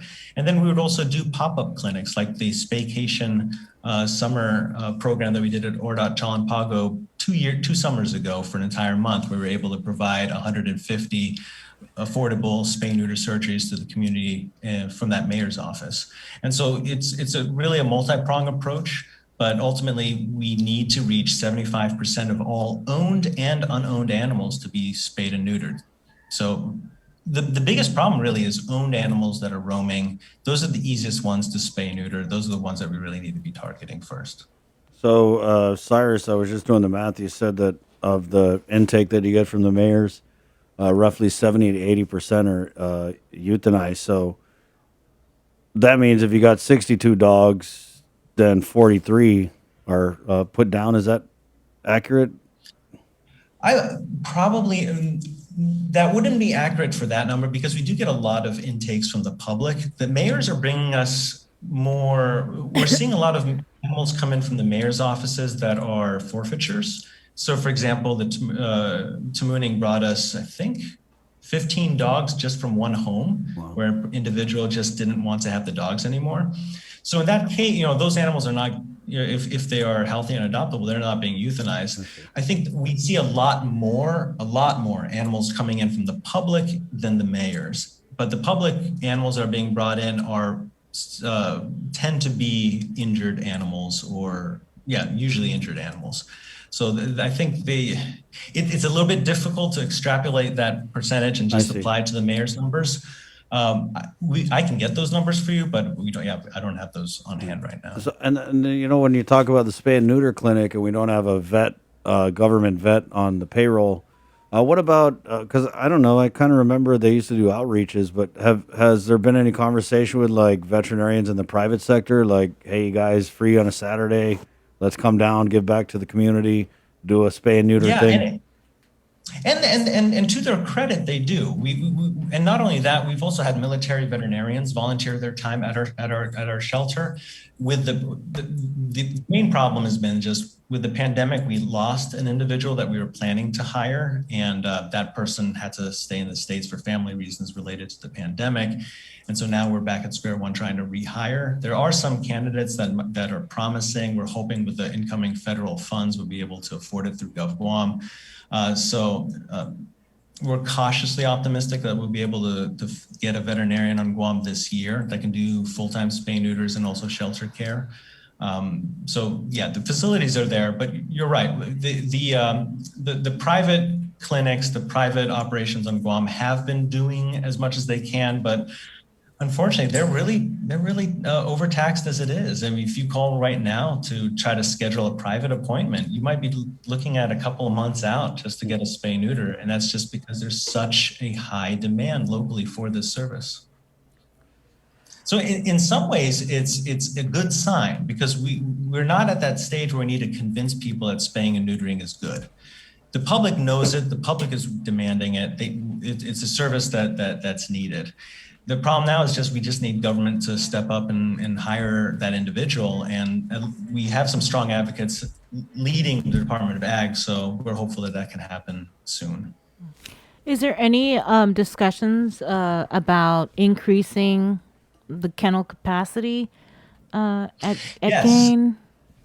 We can double, possibly triple the capacity at Gain for about $150,000 to $200,000 construction project. And so that's a number that we've been pushing hard with just the legislature and the administration. We're hoping that we can, if we have hundreds of millions of dollars coming in from the feds now to be spent pretty openly on any projects, we would be very frustrated if none of that were to be spent on such a high profile problem that is constantly in the news, that is constantly, a problem for mayors and such. And this is really just a common sense thing that currently is not being addressed. Animal control, animal welfare really is a government service, and Gain is operating a shelter that belongs to the government. It's long-term leased to us, but this is a government service. And right now we have one animal control officer for the island. If you have an emergency and it's 6 p.m. on Friday, you have to wait till Monday. It's just an untenable situation. And we're hoping that with these incoming government federal funds that an appropriate amount will be directed towards Department of Agriculture, animal control, and the shelter.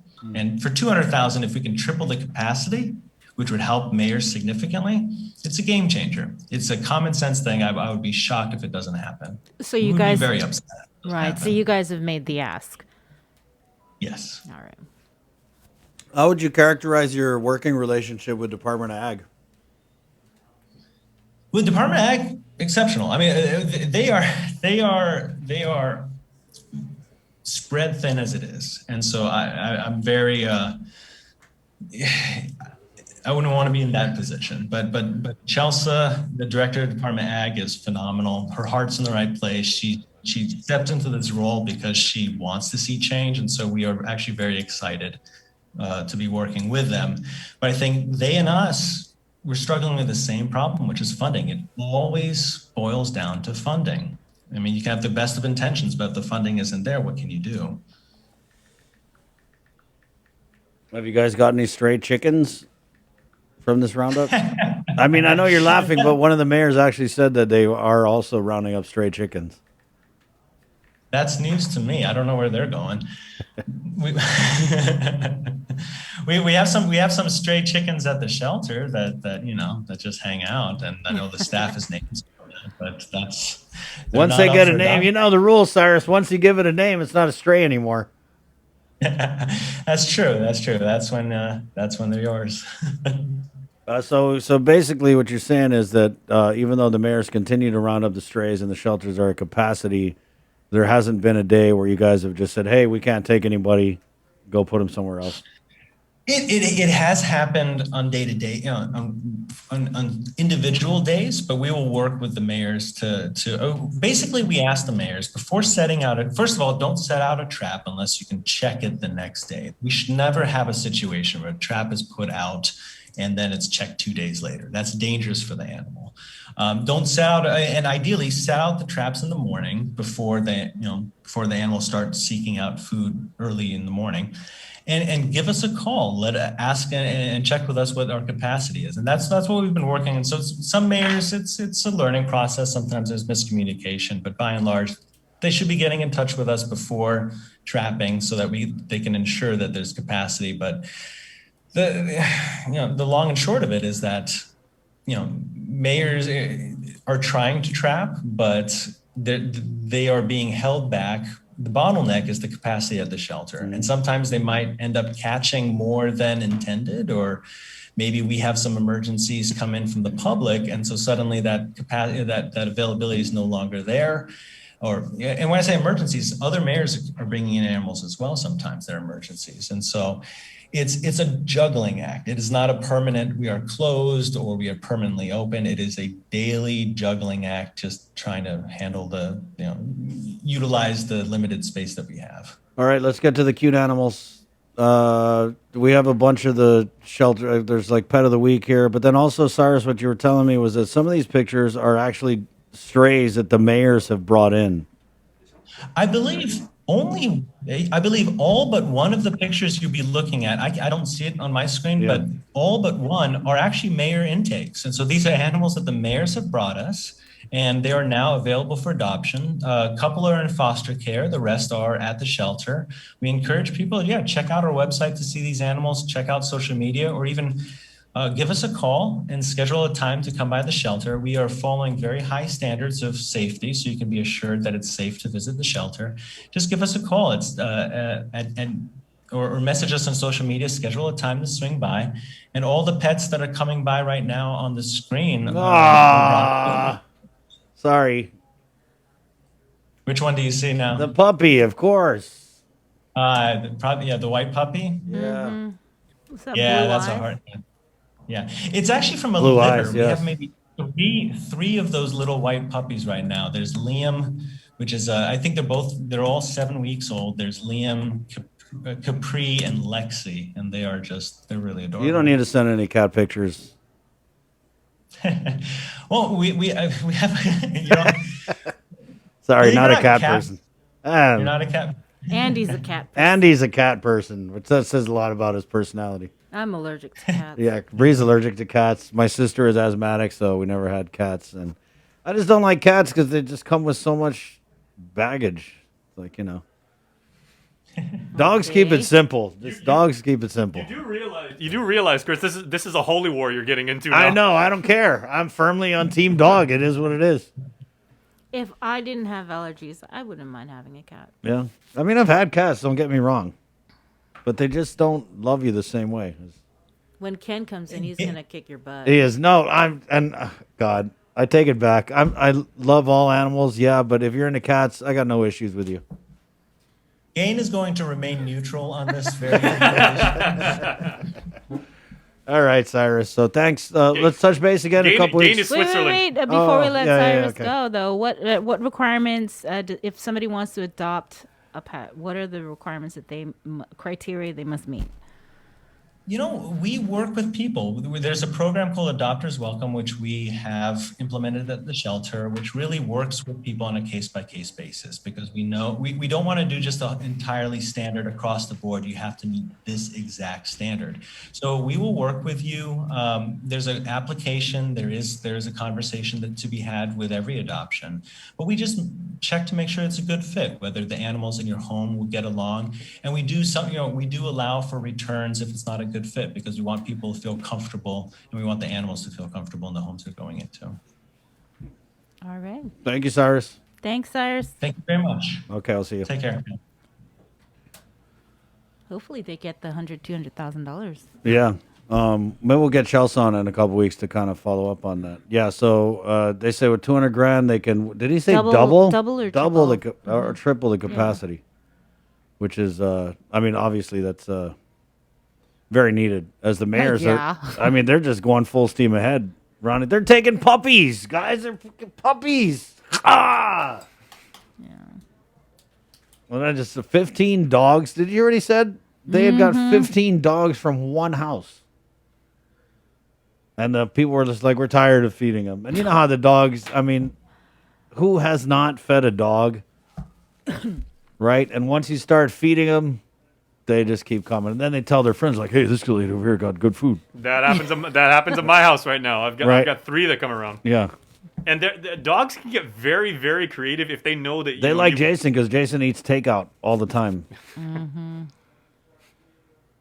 But that's how it all starts, is you get the 3 dogs coming to eat Jason's leftovers, and the next week it's like 5 dogs, and the next week it's 10. Right. Guys, 7:59. Again, sorry if I hurt your feelings about the cats.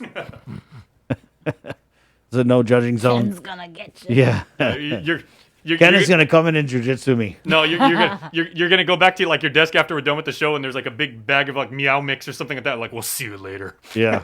I'm pretty sure my WhatsApp's gonna be blowing up. People I didn't even know were cat people. Were gonna be like, hey, you know, how long we've been friends, bro? It's like, by the way, I'm a cat person. And Chris is gonna go on Facebook. He said, wait a minute, I had like 52,000 followers. Now I've got like 13. You know, it's funny because with Ken, I went to his mom's, his parents' place in Jigo. Yeah. Because she, she helps with cats and takes in strays and adopts them and stuff. So I went into his house, and I already knew what I was getting myself into. And I told Carlito, I was like, dude, I am really allergic to cats. Yeah. So we got to get in here and we got to get out. But without fail, oh gosh, my allergy attack during the interview. I kept sneezing. Ken has nice cats, though. Like, Yeah, I like the they're nice really cats. nice. Yeah, they're like the ones with a lot of hair. And one of them actually took a liking to me and wouldn't stay away. And I was like, yes, pretty cat. Now, see, here's the crazy thing about that. You know that you're allergic to cats, right? Yeah. Both of my parents, my mom is and my dad was, both of them were very, very allergic to cats. So I don't even know if I am, because we just never had them around. I may be We'll allergic send to you cats. up to Gain and go in. Yeah, we'll do a test. Yeah. Ree's allergic to horses too, because we did that story. Oh, you're allergic to horses. Mike Reese. is Mike is saying. Is there anything you're not allergic to? Sneezing. He's allergic to political BS too. Yeah. I'm allergic to. We need to get out right now. How do salamanders treat you? Guys, it's 8:01. To our viewers on KUAM TV, thank you so much for jamming with us. Come on over to our Facebook live feed, or you could do it on The Breeze.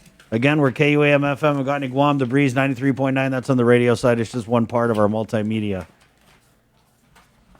attack every morning, every weekday morning. Even during Holy Week, we're out here. Okay, it's 8:02. So, again, KUAM TV, my name's Chris. I'm Sabrina. Hasta adios.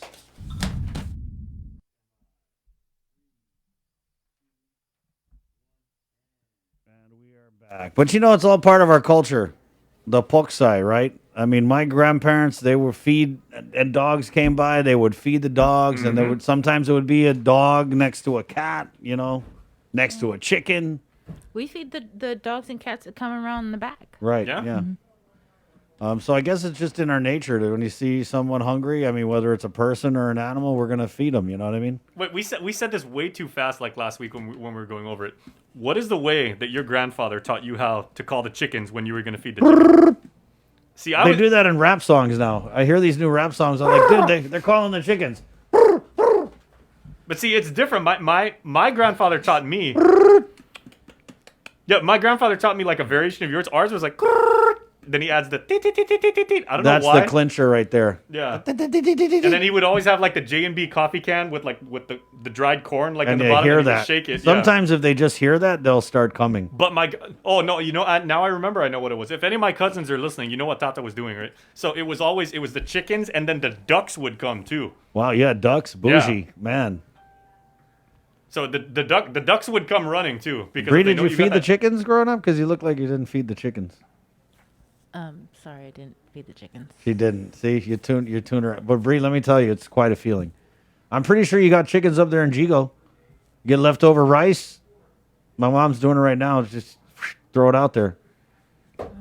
And then once chickens know that you're gonna feed them, I mean they'll swarm around your feet. Right. Like, it's actually kind of scary as a little kid. It is. It's yeah. like whoa, and, now Yeah. you're, "Ah!" And everybody thinks like ducks are like so chill. You ever seen a duck when it opens its mouth? Ducks have teeth, boys and girls. Yeah. Thank you, Jay. Any other childhood memories you want to share? No, well, we do have the Holy Week schedule. Right. You were mentioning That's that. it. Okay, so we had Father Paul Gofigan, on earlier from the Father Paul Gofigan from the Jigo parish, one of the Jigo parishes. And the Holy Week schedule, as far as masses that will be held, most of the Holy Week masses are going to be streamed on our Facebook page right here on KUAM. So Holy Thursday is coming up, and mass will be held downtown at the Cathedral de Basilica Agana at 6 p.m. So right at sundown, that's Holy Thursday Mass. We're going to share that on our Facebook page, so you can watch the news and you can watch Mass at the same time. We're going to make it super cool. The next day, Good Friday, Stations of the Cross at 2:30 in the afternoon.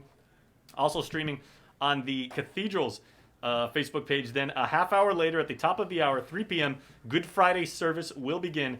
Easter Vigil is on Saturday night at 7 p.m. And then Easter Sunday, Mass is being held in real life at 6 a.m., 7:30, 9:30, and 11:30. But of course, as always on Sundays, you'll be able to watch the live streaming Mass, the 9:30 one, on our Facebook page, and you'll also be able to watch it on KUM TV8. And for those of you who really like our own Peter Santos and those dulcet tones that he's just blessed with, like as a singer, he sings at the 11:30 Mass. All right. Thanks a lot, Jason. Right on. That's Jason Solis, ladies and gentlemen. 8:05. We'll take a break, and we're coming back with the news with Sabrina Solis Matanani right here on the link. Good morning. When we throw things away, where is away? What happens to our waste, and where does it go? As a community of small islands, the waste crisis is a large issue we want to bring into focus. Micronesia Climate Change Alliance presents From Our Nanas for Our Nennies, a video series about taking a holistic view of our present, finding wisdom from our past, and inspiring a better future. Airing every week during Earth Month, brought to you by Humanities Guahan and the National Endowment for the Humanities. This year, the Think Green annual cleanup goes virtual. Organize your community cleanup, post and tag with hashtag ThinkGreenGuam on social media. And we'll share your cleanup in our multimedia platforms and in a special montage on KUAM News Weekend Edition during the last weekend in April. Sustainability matters, part of the KUAM Care Force's commitment to our community. Presented by Green Energy Solutions, Inc. Reduce before you produce, GESI. Special thanks to Micronesian Brokers, Inc. Catch a wave of fish and seafood available throughout the Lenten season at King's Restaurant. The Lent menu has a tsunami of all your favorites like deep fried parrotfish, fried calamari, and the Lent sampler. All are sure to be a splash hit. It's the Lent menu at King's. GU Self-Storage, conveniently located near the Harmon McDonald's. We offer affordable rates, online payments, and auto bill pay for your convenience. Plus gate access daily from 6 a.m. to 9 p.m. Call us today at 648-7867 for more information. Half a day. Does your child have a hearing loss? We are parents of deaf and hard of hearing children and volunteers with Guam's Positive Parents Together, and we are here for you. We know how you feel and have walked in your shoes. We want to help you navigate your way through our educational and medical systems, and most especially, your emotional journey. Please visit us at www.guamparents.org for more information. Get the job done the right way by getting the right stuff at East West Rental Center. With years of experience helping builders, we definitely got what you need. Call 646-1463 or visit us in Upper Tumon. Open Monday to Saturday from 7 a.m. to 5 p.m. and on Sundays from 8 a.m. to 5 p.m.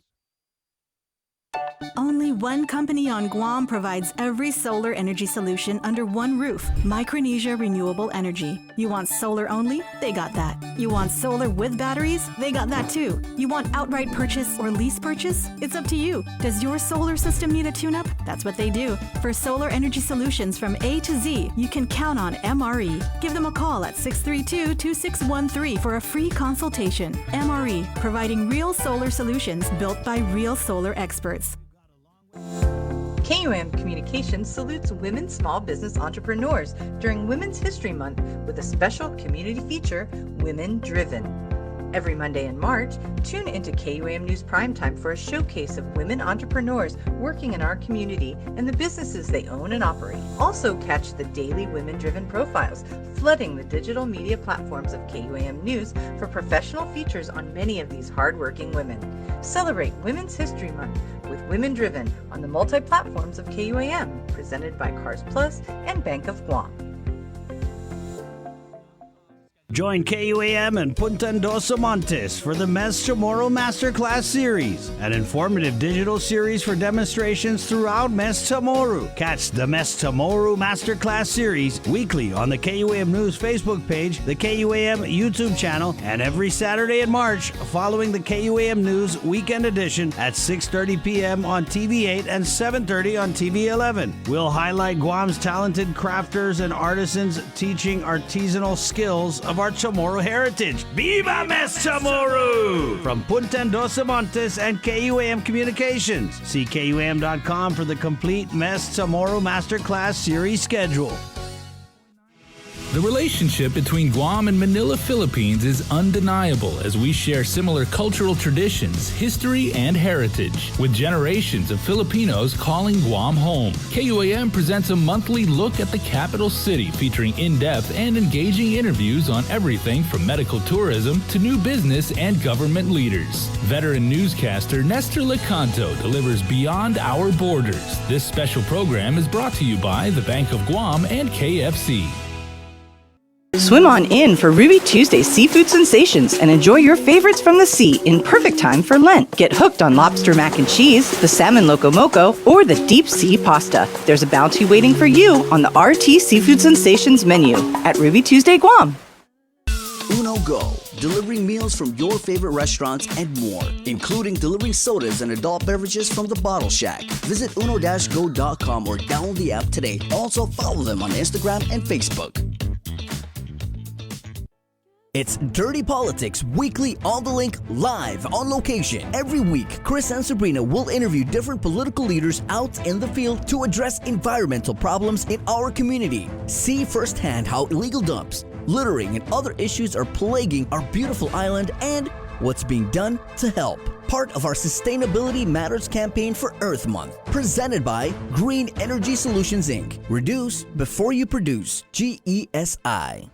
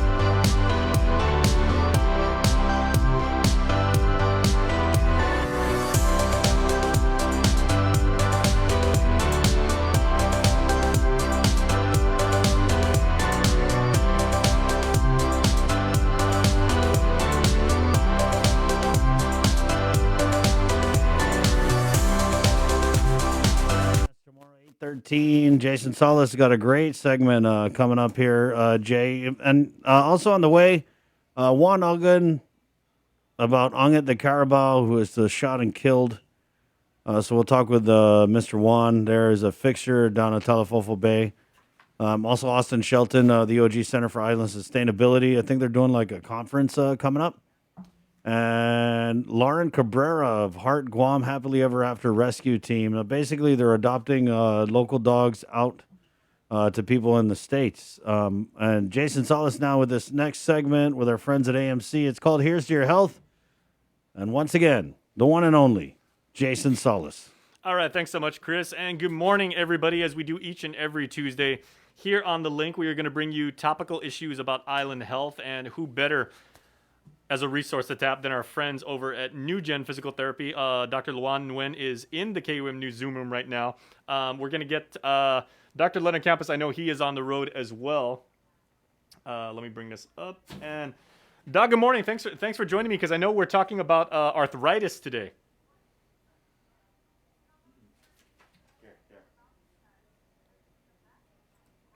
Ups, yeah. Yeah, just unmute your mic, please, Doc, and then we're good to go. There we are. Good morning, Doc. Good morning. Hi, good morning. Yeah, so we are talking about arthritis today. I know your colleague, Dr. Leonard Campos, should be joining us momentarily. But when it comes to arthritis, how much of our island community is affected by arthritis? Because, I mean, it's almost one of those things where it's no exaggeration to basically say, like, you know, you talk to a cousin, a neighbor, a classmate, someone you go to church with, and they say, yeah, I know somebody who's, you know, dealing with arthritis. Even people that are, relatively speaking, kind of young, right?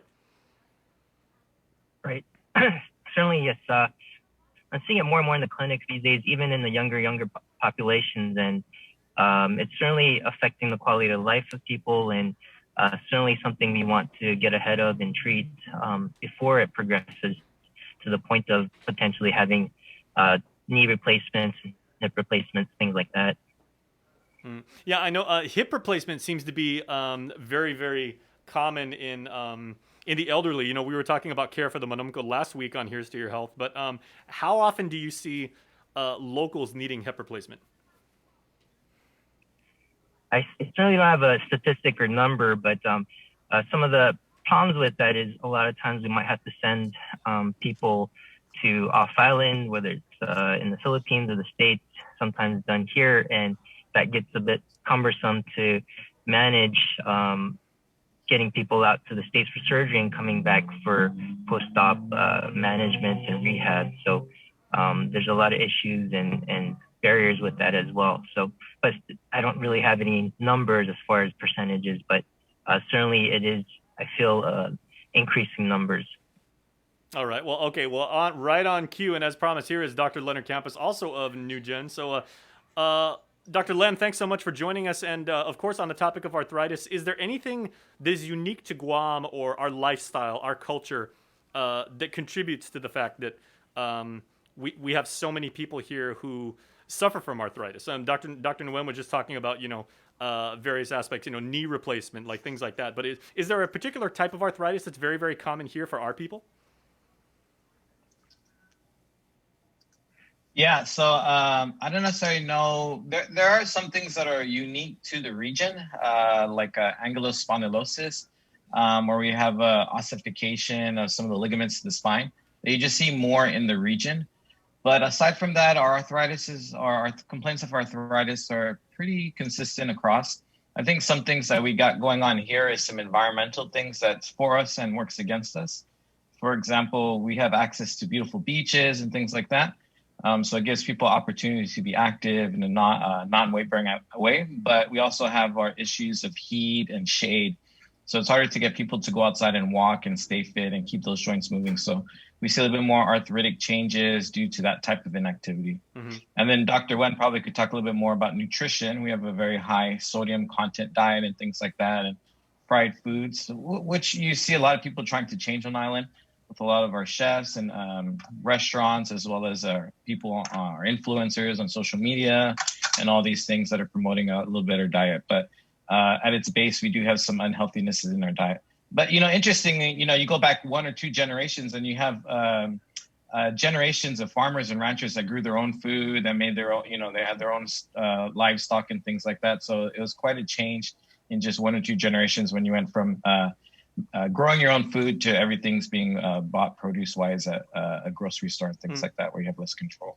Sure. Now I don't know if this is just like Hollywood, kind of like being a little bit melodramatic, but I like Dr. Campos how you brought about the fact that our previous generation was very, very agricultural, and certainly current generations still continue to farm. But is there anything about that particular work, and say if you do that for maybe a couple decades of your life, it's very very particular for the muscles that you're using, like with the wrists, with the fingers and everything like that. You're plucking, you're pulling and everything when you harvest and everything. Is there anything like that that could possibly contribute to an arthritic condition as you get older? Well, I think one. Yeah. Go ahead, Dr. Sorry.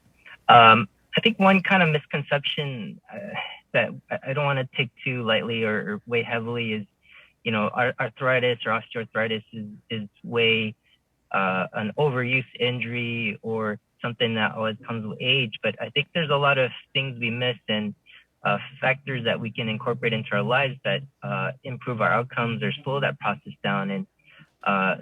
And I think the change in our diet over the years, which a lot of processed foods and sugars are inflammatory to our joints and our knees, and that actually degrades our cartilage, and that's what's causing a lot of times the arthritis. And I think those are the things we have to focus on. And in addition, adding more certain nutrients like bone broth and collagen and glucosamine, those kind of things into our diet does help preserve the cartilage in the joints. Okay, Dr. Campos, you said you wanted to say something on this, right? Yes, I think definitely nutrition definitely has a key role to this. The doctor over at AMC is doing great talking about those, giving advice on those things.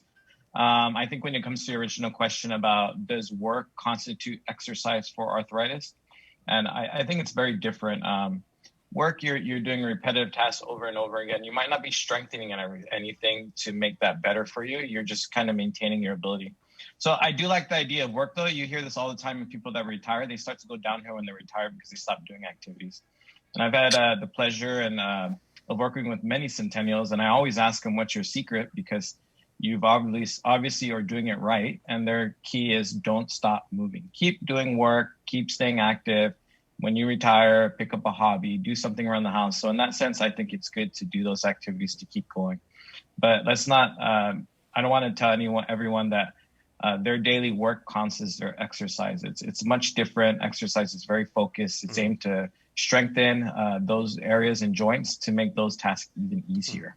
Now, you both have preached, exercise, diet, healthy mindset, being, getting adequate rest, hydration, all as contributing factors for you as preventative medicine. These are very, very simple solutions that you can adopt to hopefully stave off the effects of larger medical conditions going forward and everything. But I know we've heard over the past few years, doctors, of people say there's like super fruits, or there's this miracle vegetable that comes up every few years. Something will say like it's been revealed that that acai bowls are are like an amazing antioxidant, or I believe it was a soursop. They were saying like recently has a lot of very positive medical conditions. Is there anything like that people might consider now that could possibly reduce the effects of them getting arthritis? Certainly, I think we have to always be careful when we kind of praise or put superfood on the pedestal, and I think that certainly can't always solve the issue, and that's not the silver bullet. We have to look at the total nutrition and focus on more about having a more complete diet and not just focusing on that one food that will bring you great health. So I think we have to be careful with that. Even just looking at acai bowls, yes, they have nice antioxidants, but you have to look at the sugar content in those kind of desserts. So the sugar content actually might be more harmful than the antioxidant benefits that you might get in that acai bowl. So that's sure. Yeah, I definitely agree. We have all these superfoods, but when we mass produce them for commercial use, we have to make it something that everybody wants, and sometimes there's a lot of sugar added to it. But we do have something on Guam that is unique to our region that we could be the super creators of, and that's coconut oil. Coconut oil has been shown to have great benefits all across the board, from topical to ingesting it.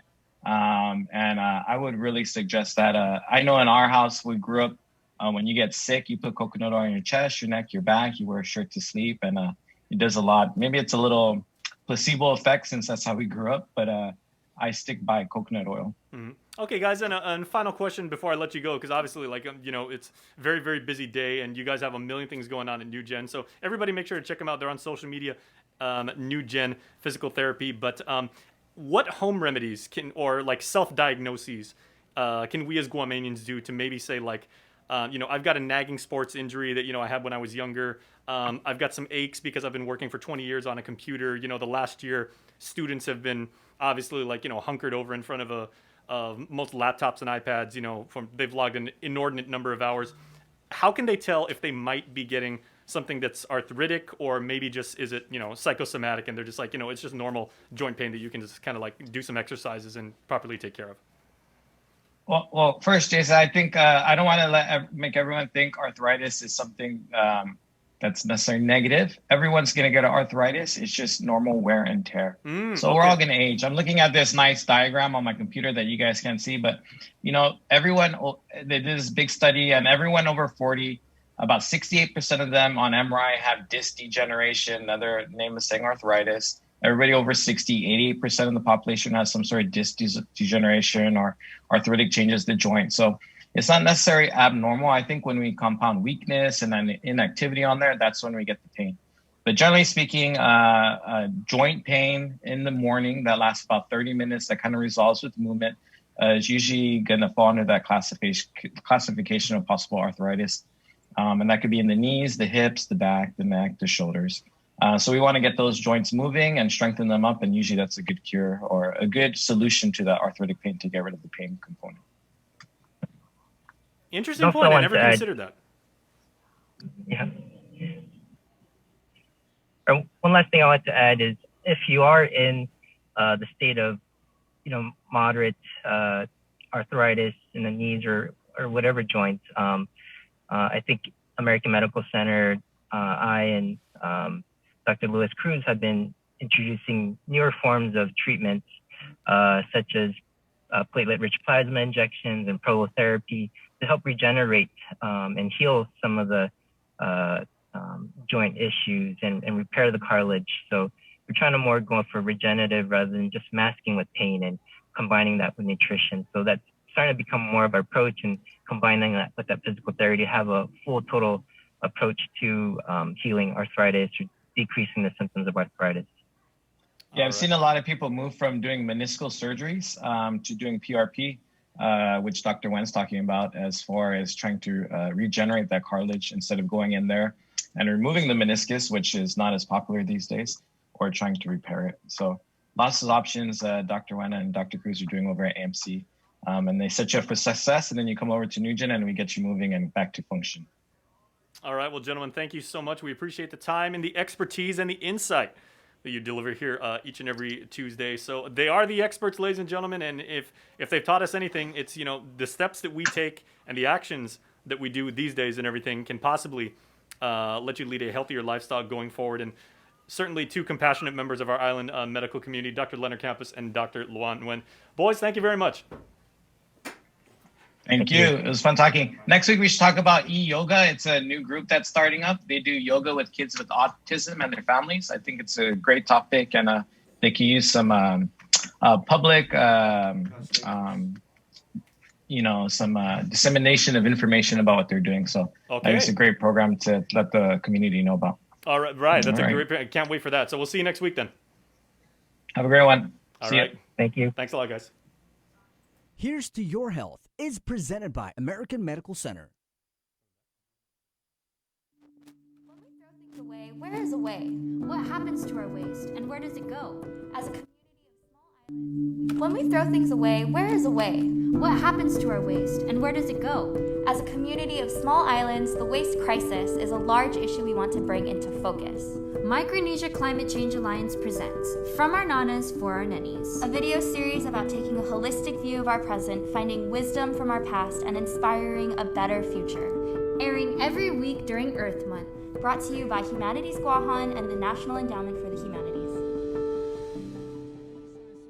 This year, the Think Green Annual Cleanup goes virtual. Organize your community cleanup, post and tag with hashtag ThinkGreenGuam on social media. And we'll share your cleanup in our multimedia platforms and in a special montage on KUAM News Weekend Edition during the last weekend in April. Sustainability matters, part of the KUAM Care Force's commitment to our community. Presented by Green Energy Solutions, Inc. Reduce before you produce, GESI. Special thanks to Micronesian Brokers, Inc. Catch a wave of fish and seafood available throughout the Lenten season at King's Restaurant. The Lent menu has a tsunami of all your favorites like deep fried parrotfish, fried calamari, and the Lent sampler. All are sure to be a splash hit. It's the Lent menu at King's. GU Self-Storage, conveniently located near the Harmon McDonald's. We offer affordable rates, online payments, and auto bill pay for your convenience. Plus gate access daily from 6 a.m. to 9 p.m. Call us today at 648-7867 for more information. Half a day. Does your child have a hearing loss? We are parents of deaf and hard of hearing children and volunteers with Guam's Positive Parents Together, and we are here for you. We know how you feel and have walked in your shoes. We want to help you navigate your way through our educational and medical systems, and most especially, your emotional journey. Please visit us at www.guamparents.org for more information.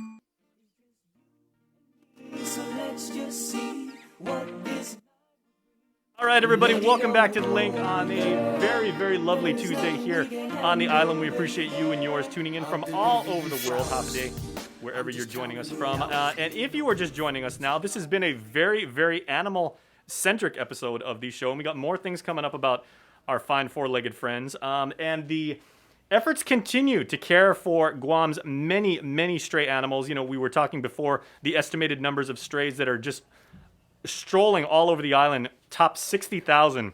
We're talking with Guam Animals in Need, our friend Cyrus Lur there, and they are obviously working really, really hard to give these animals a home. And one organization, which is very active on Facebook, and we want you guys to join their Facebook group because they're doing amazing work, is Hearts Guam. And Hearts is an acronym, stands for Happily Ever After Rescue Team. I have to turn around and look at that. I want to make sure I get that right. And Lauren Cabrera is a member of that. Lauren, are you the member of the group, or are you the proprietor, the founder? How did you come to be with this organization? Good morning, by the way. Good morning. Thanks for having me and Lucy.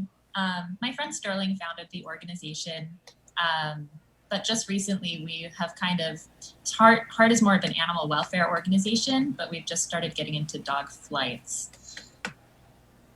Okay, very nice. Well, and who else have you got? Because you're joining us right now, but you have one of your friends. This is Lucy. She's a boonie dog, obviously. You can tell by her ears. Somebody saw her get dumped out of the truck up north. She was really mangy and sick, really skinny. And somebody kind of, I guess, just dumped her out of her truck with her 3 puppies into the road. One of her puppies was hit and killed. And the other 2 and Mama here were rescued by our group. Heart Rescue and Guahan Paws for Pets, they both kind of work together. And Guahan Paws for Pets fundraised to get her vet bills covered, which costed hundreds of dollars. And she ended up staying with me for a couple months until she was completely healthy. And now Lucy is getting ready to go to her forever home in Alaska. So we're enjoying our last couple of weeks with her before she goes on her Well, vacation. Lucy, we hope you enjoy your new home in the great frontier way up north. A little bit colder than you're probably used to here on the island and everything, but hey, you'll always be a Guamanian at heart. Yeah. And that is kind of the key, Lauren, because if anybody follows either Lauren herself on Facebook, it seems like every single day she's got at least 2 or 3 new posts about they're doing this amazing work where they found homes for Guam strays or boonie dogs. And apparently, Lauren, there's a market for Booney dogs in the States, and you're actually placing a lot of these dogs that need loving homes with willing families in the mainland. Yeah, exactly.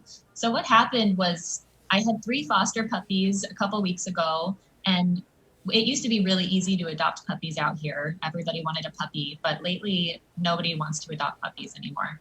So I started reaching out to my friends stateside, and we found a lot of people were interested in our puppies. I guess they don't have enough over there. So we work with Lisa Meter. She's an amazing animal travel agent, and she's worked really hard to find us affordable shipping routes because it's really expensive to get dogs off of island. So these 3 puppies grew quickly into 25 dogs that are leaving in April. Through the work of my friend Kelsey Grabner and myself, we're kind of tag teaming. I find the adopters, Kelsey coordinates the flights and the vet visits, and Lisa does all the booking. And yeah, this has just totally exploded more than we ever could have imagined. We're so excited. And I have a huge waiting list already for puppies and even adult dogs. I was going to say, because, I mean, just the logistics of it, I mean, you know, the fact that you've got to go out and corral so many of these dogs who are just like, I mean, literally stranded and walking aimlessly, hoping that they'll find some place to call their own as far as shelter, maybe get something to eat and everything like that. And then you've got to, depending on what condition they are, like you said, Lucy was found, she was very, very mangy and she wasn't well. You've got to nurse them back to health, and then you've got to do the shipping and send them to the mainland. Cost is something I'm curious about and everything like that. So who bears, you know, the ultimate having to cover the dollar figure for this? So for the vet bills to get the dogs healthy, that fundraising is all done on island by the 2 rescue groups to get the dogs healthy. But the shipping costs, we're almost breaking even actually by asking a donation to each dog's flight. So for puppies, we've been asking $500. For Lucy here, her flight to Alaska is $1,700. And I told her new mom that, and she sent me $1,700 to ship Lucy, which blew my mind because Lucy, obviously, we found her on the street. Like, it just makes my heart so warm that somebody would pay that much to save a dog from Guam. The cost is really expensive for shipping though, and we're so lucky. Lisa has really worked hard to find affordable routes, but she's also taking her administrative fees and booking fees out of the whole thing. So we're saving money there. And she found us a great deal with the kennel in Hawaii. So the kennel in Hawaii is not charging us, I think they're only charging us half of their usual price. A lot of people want to help the dogs. So we're really lucky, that we have all this support. Yeah, Lauren, is there a reason? Is it necessarily because the dogs are Guam Booney dogs per se? And, you know, Guam Booney dogs have a reputation that is well earned, you know, for generations all over the world. You and I have talked about this. As we said, you know, Guam Booney dogs have stomachs that could rival that of a billy goat. You know, they can eat anything and be very, very happy. I had a Booney dog for, 16 years, and my dog would eat, popcorn and, spaghetti. But is there some reason why Booney dogs are so popular to our friends on the other side of the world, or is it just that these are people that care and they want to open their home to an animal and just show it love and make it part of their family? It's definitely a bit of both. Purebred dogs used to be really trendy stateside, but now people are kind of getting into the rescue is cool, mutts are cool, and we have the coolest mutts with the cutest ears, and they're so resilient, like you said. They're so loyal. So people are really attracted to the Booney dog in general because they're a quirky little mutt. But also, the stories we share about these dogs are so sad that people really feel like they're saving a dog. Like just the other day, we found that puppy I think I told you about earlier. We named him Duncan. He was on the side of the road, and when they pulled over to pick him up, they found 2 trash bags full of dead puppies. So sadly, that's not the first time we've found puppies in trash bags. We find them in dumpsters, in the beds of trucks, in boxes on the side of the road, like all sorts of sad situations. And that really tugs on the heartstrings of people stateside and makes them want to save the dogs. So, yeah. And Guam Booney dogs there's a certain personality to these dogs, like they've got attitude, they're good with kids, that once you open up into their home and you show them, that they are accepted and everything like that, I mean, they will defend your house, they'll growl respectfully and everything like that. You know, I mean, they'll take care of what is now their new family and everything. So I can absolutely see, you know, why people in the States, where correct me if I'm wrong, but it's kind of getting a little bit more difficult to adopt dogs in the States, right? There's a lot of paperwork that's got to get done. I mean, there's costs involved again. So how has it been like? And are you in any way kind of like maybe like an arbiter of having to go like between the family over there and, you know, the work that you're doing here on island to make sure that the dogs get there quickly and safely? Yeah, so it's been really hard for people to find puppies stateside. Everybody who's adopted a puppy from us tells me that they've been on a waiting list and they've applied for so many puppies with all different rescue groups, and they can't get one because they don't have enough. We have plenty, obviously. My role is kind of, I find the adopters and I match them up with the right puppy or dog, and I take care of the adoption application. They have to fill out an application, and I take care of their donation towards the flight. And then my friend Kelsey coordinates their flight, which is a lot of work, and coordinates the vetting. So Kelsey's actually has 25 now, because there's 25 dogs. She has 25 vet visits she has to go to with each dog or puppy before their flight. So yeah, she's going up to Animal Medical Clinic, AMC, with Dr. Malakuti. He luckily agreed to fit 25 dogs into his schedule next week for us. He's a great guy. Yeah, he's great. Yeah. Thank goodness for him. Because we kept adding and adding and adding onto his schedule. Like, sorry. But yeah, so it's a huge effort. All the applicants are screened and they all seem like good homes. Even a lot of the dogs are going to my hometown in New Hampshire, and the people there keep telling me they're going to have like a Guam dog play group, so they can send us pictures and videos of all the dogs we've sent over playing together and stuff, which is really cool. But we have dogs going not just to New Hampshire and Alaska, but also Seattle, New York, Vermont, Indiana, Texas, and Washington, D.C. Wow. Just on this round alone. Yeah. Are some of the people that you network with on your Facebook group, and again, we brought the graphic up, and everybody, please make sure to join that Facebook group. Lauren and Kelsey and all of the team members and everything, they post fantastic information. They'll answer any questions that you might have very, very swiftly and honestly. Are these people with any sort of connection to Guam, or did they just, they had the Facebook effect and, friend of a friend, and they wound up finding out about the good work that you're doing, and then you guys just sparked a conversation? Yeah, it's kind of, a lot of it is somebody who knows me or somebody who knows Kelsey personally, and then it's their friend of a friend of a friend. Because I guess there's been a lot of scams stateside during the pandemic. Everybody got bored and wanted to adopt a puppy. So hard to find puppies, and people realized they could make money off of fake puppies by selling them online. So it's been really helpful for people who know us to connect with us, or who know us through people, because everybody's afraid of puppy scams. And these are permanent homes you're finding. You are kind of like, the intermediary, because you're taking time out of your own schedule and out of your own, lifestyle and fostering a lot of these dogs, but putting them in permanent homes where they will live forever. Yeah, that's the hope.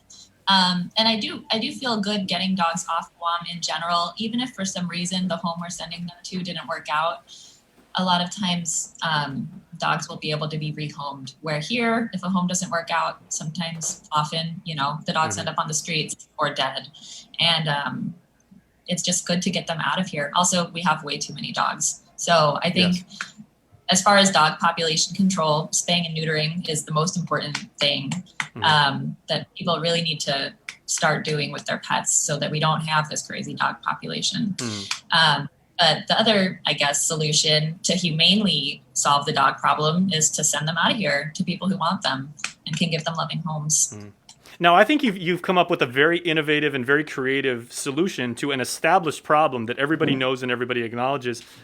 We've talked with the mayors here on this show numerous times about the fact that there is a substantial problem with strays and overpopulation from animals. Have you dialogued in any way with policymakers locally and everything like that to see if you might be able to partner with the mayors or with any of the legislators and everything, like about making sure that you have a hopefully well-funded and established pipeline so that you can continue to do this more work as more people are going to want to take advantage of this opportunity? Definitely. So I've been working with kind of the mayors and everybody in general as far as the trap, neuter, release, and spay neuter program goes. Just last night and this morning, I was talking to Cyrus with Gain. We're going to team up for the next round of dogs so we can send puppies and dogs out from Gain. And I was also talking to Chelsea, the director of the Department of Agriculture, this morning. And we're looking to team up also and make this a really big thing. Usually there's just one dog flight a month. So the rescue dogs compete with spaces for the owned dogs who are going stateside.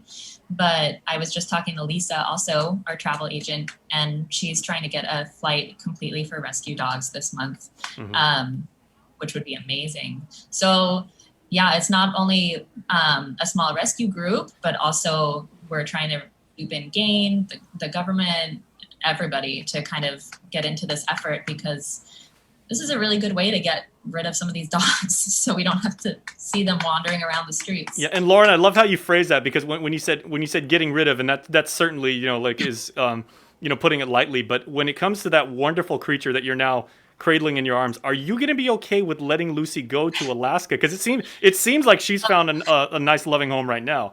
And what does it mean to you to foster so many of these, knowing that you're going to have to let these dogs go?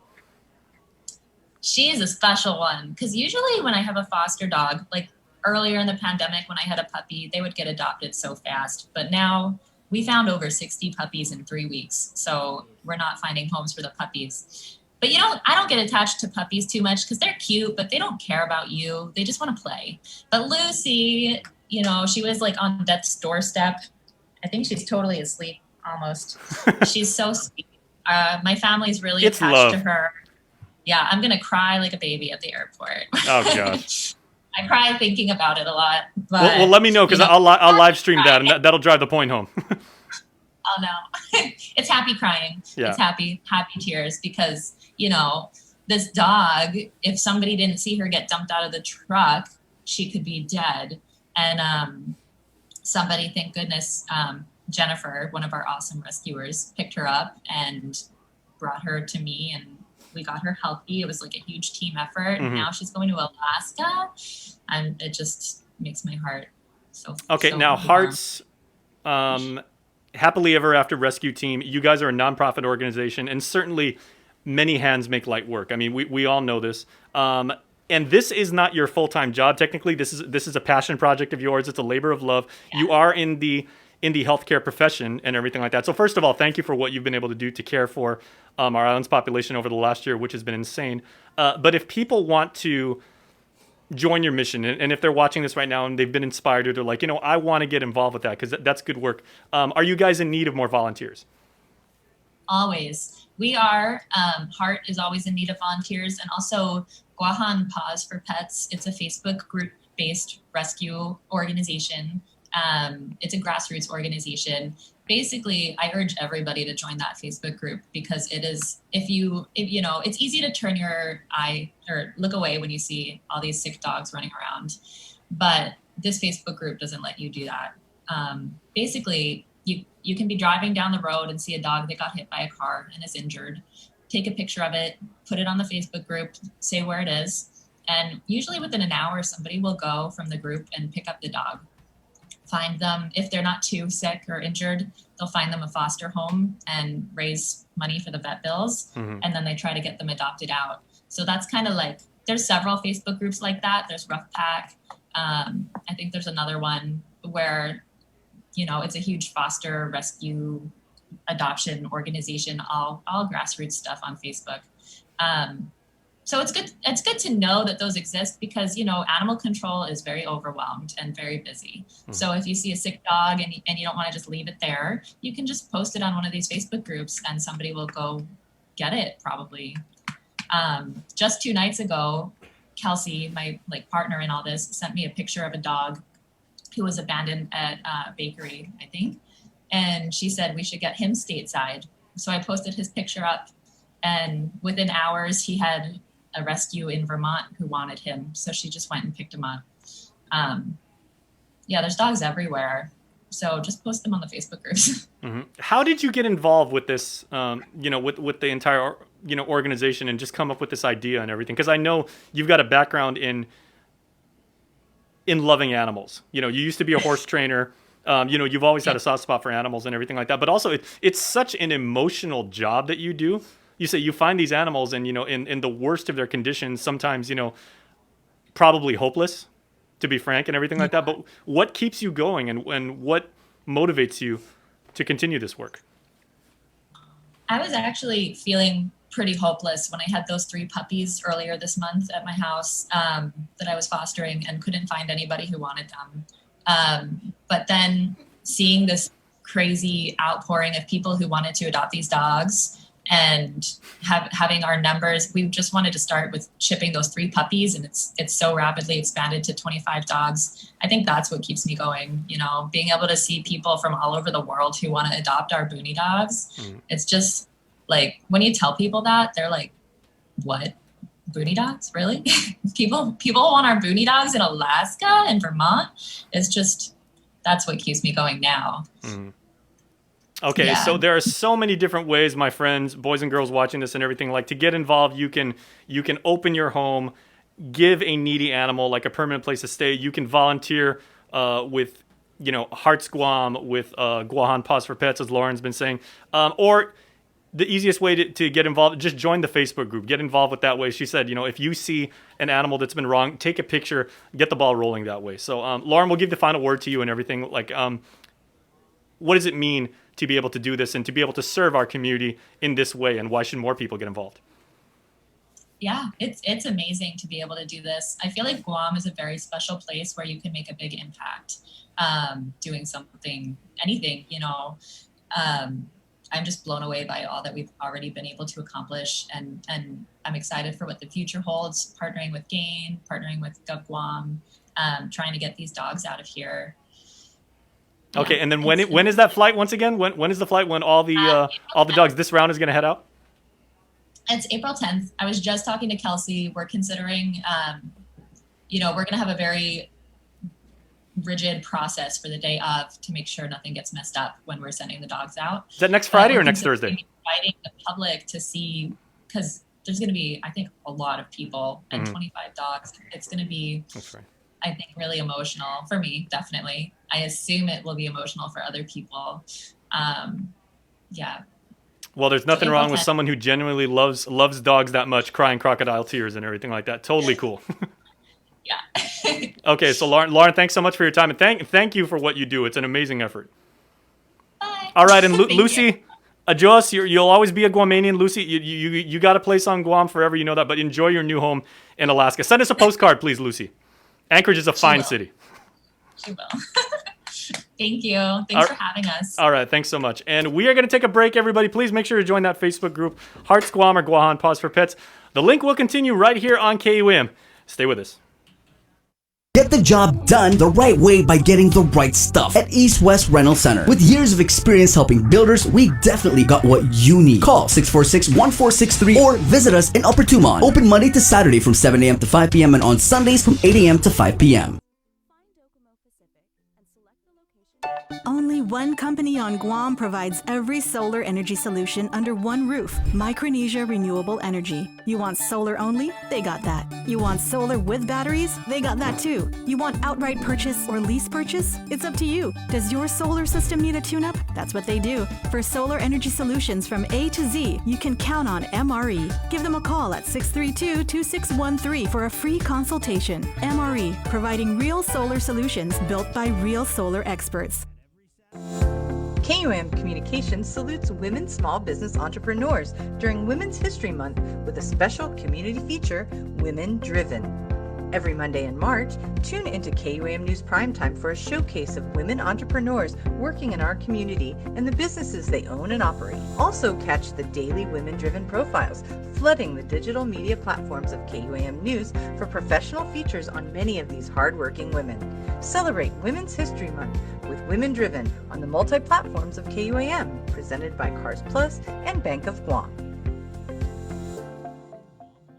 Join KUAM and Punta Dos Montes for the Mes Chamorro Masterclass Series, an informative digital series for demonstrations throughout Mes Chamorro. Catch the Mes Chamorro Masterclass Series weekly on the KUAM News Facebook page, the KUAM YouTube channel, and every Saturday in March following the KUAM News Weekend Edition at 6:30 p.m. on TV8 and 7:30 on TV11. We'll highlight Guam's talented crafters and artisans teaching artisanal skills of our Chamorro heritage. Viva Mes Chamorro! From Punta Dos Montes and KUAM Communications. See KUAM.com for the complete Mes Chamorro Masterclass Series schedule.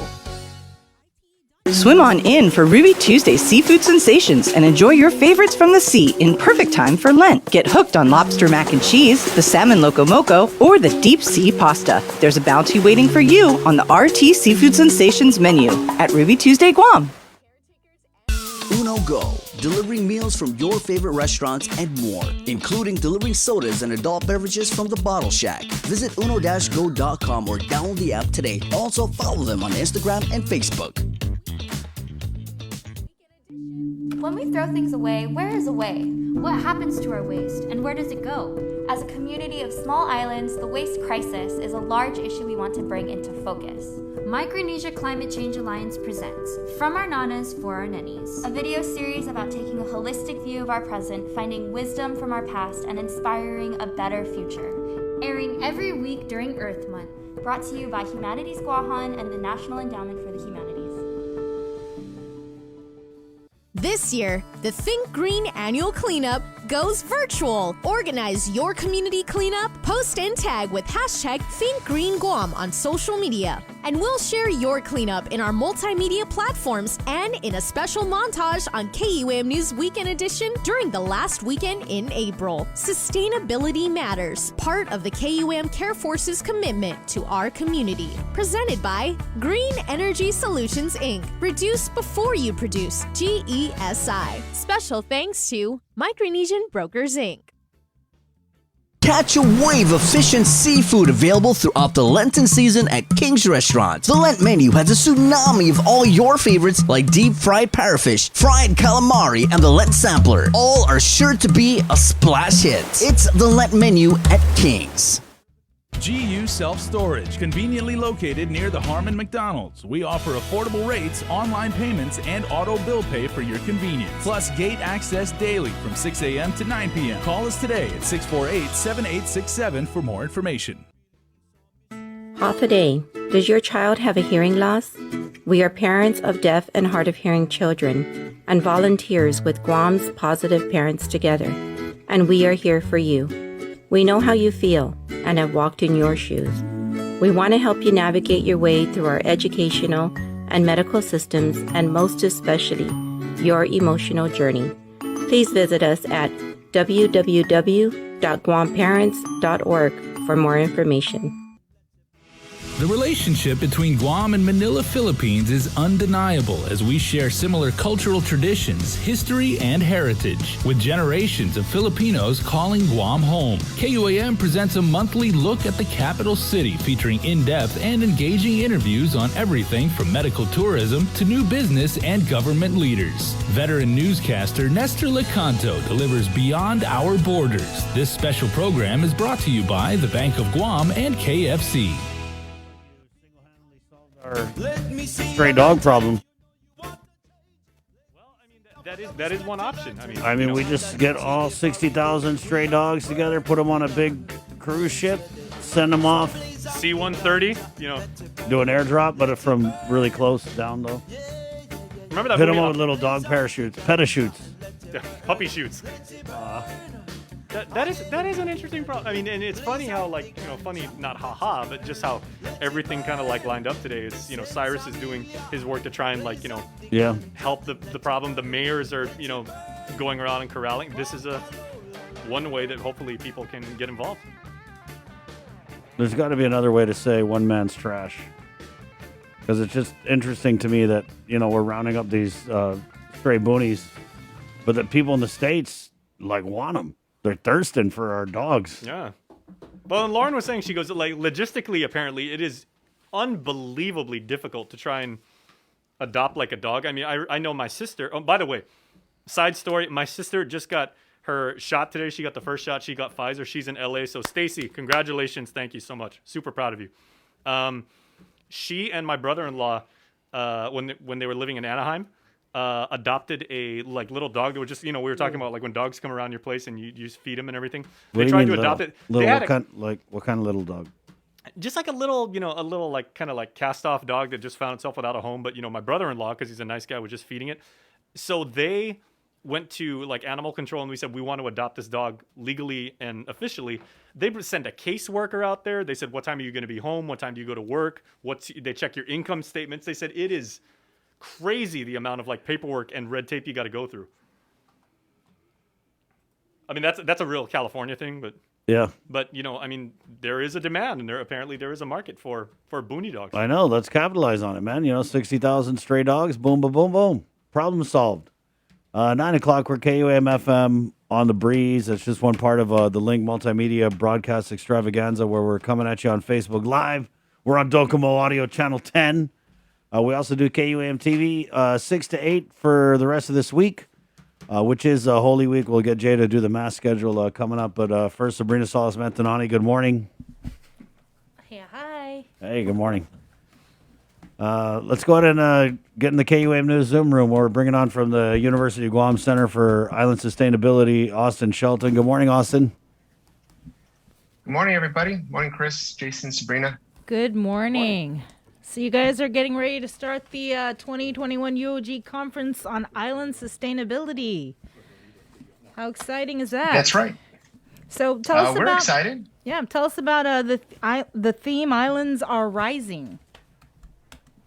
That's right. So this is the 12th conference on island sustainability at the University of Guam, and the theme is Islands Are Rising. The main point that we are sharing is that under the weight of human illness, biodiversity loss, debilitating storms, and swallowing seas, islands are not sinking.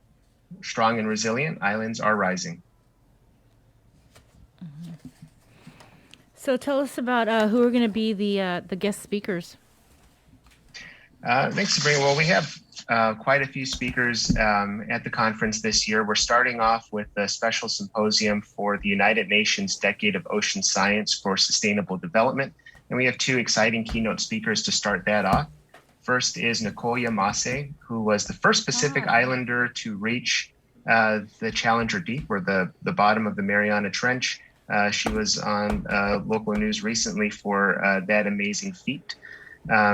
And right after her, we will have the chief scientist of all of NOAA, the National Oceanic and Atmospheric Administration, Craig McLean, as the next keynote speaker for that first session. And then later on, we have a special panel called our CIS Seed Talks. These are ideas worth cultivating, very similar to TED Talks. And this session will be moderated by Dr. Maya Sotoro from the Obama Foundation. She is a faculty specialist at the University of Hawaii, has many accolades, and also happens to be the sister of President Barack Obama. She will moderate this session with some amazing change makers from around different islands here in the Pacific and Asia. So there is, for example, Philip Dai. He is the chief of staff to the vice president of the Philippines, Vice President Robredo, and they're working on human society aspects of sustainable development. We have Yolanda Mori, who is a climate activist working for Blue Prosperity Micronesia based in Chuuk. There is Liang Yi Chang from Taiwan. He works for 350.org. He's a famous climate activist out there. And we even have somebody from New Zealand and another person from Denmark who works with parliaments around the world to advance sustainable development goals. Can you talk a little bit more about the Islands Are Rising and where the theme came from? Sure. Well, when we're thinking about how the world is going right now in a pandemic and a changing world, what are islands doing differently and how are they standing out? So we know that islands are usually thought about as being isolated, hard to get to, but I think traditional navigators that some that have been on your show before, like our friend Larry Regatel, a master navigator from Lamatrek and Yap. These traditional navigators have shown the world that islands have always been connected for millennia. The ocean connects us, and now islands have these undersea fiber optic cables that make us some of the most digitally connected places in the world. And during the most challenging health pandemic with the COVID-19 pandemic going across the world, islands are actually some of the safest places right now because of the steps that have taken, particularly here in Guam with our current CAR score and other islands in Micronesia. That's another way islands are leading. And through this pandemic, we've been seeing these highlights of our vulnerability in islands, things like supply chains breaking down with possibly not being able to get food supplies, when we saw meat plants shutting down in the mainland and having that worry. We're continuing to import fossil fuels, which means we export money for those things. The more that we can do to address that vulnerability and become more sustainable, that is a great way to move toward a sustainable future for our island. So those are the types of things that we'll be talking about that are related to this theme, that islands are rising. Right. I'm looking through some of the agenda I see here, like islands are rising for economic recovery. Islands are rising for aquaculture industries. Islands are rising for the circular economy.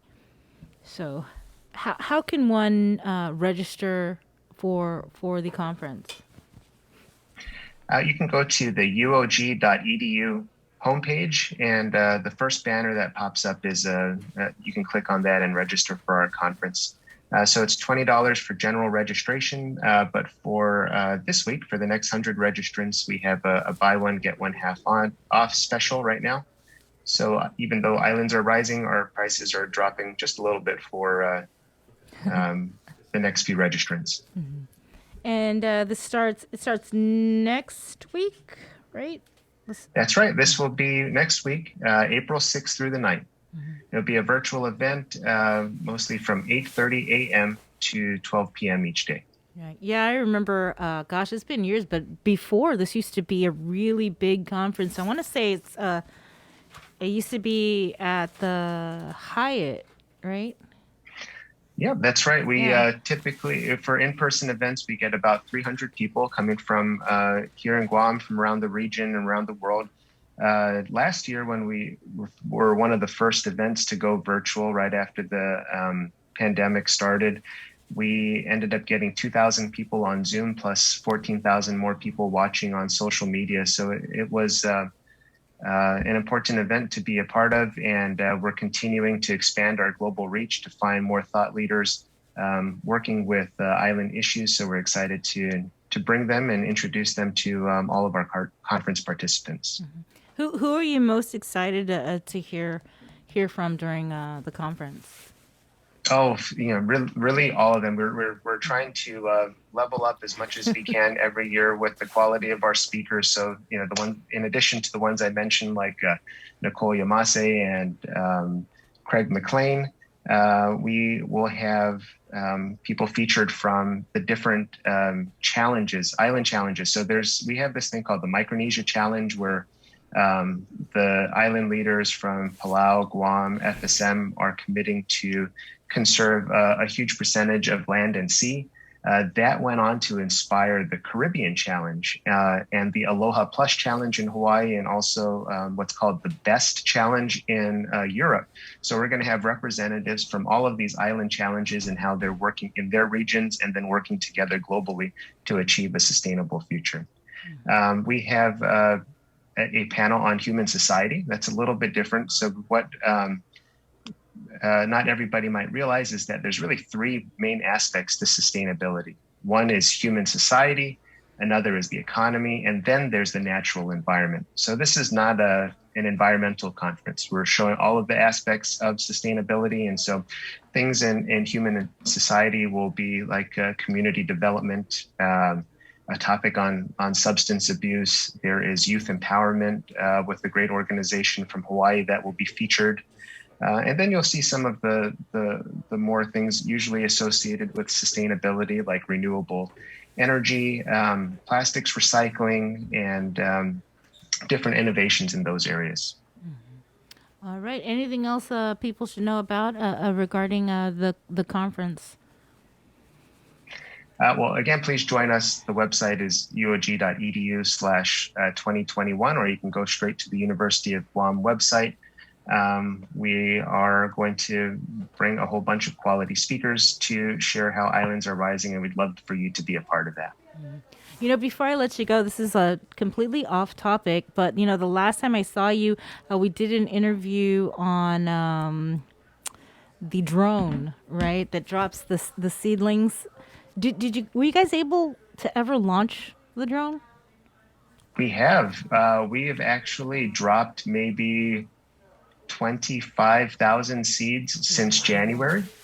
Of this year? This is really just this year. This is we're still in the test phase, actually. So we've got the drone. We're flying it up a couple times a week and checking the different seed mixes and seed sizes that will drop. And we're getting ready for rainy season to start. And we'll have full deployment of the seed dropping drone and the also more tree planting events. So we're really excited for the continued work of our Guam Restoration of Watersheds, or the GROW initiative for short.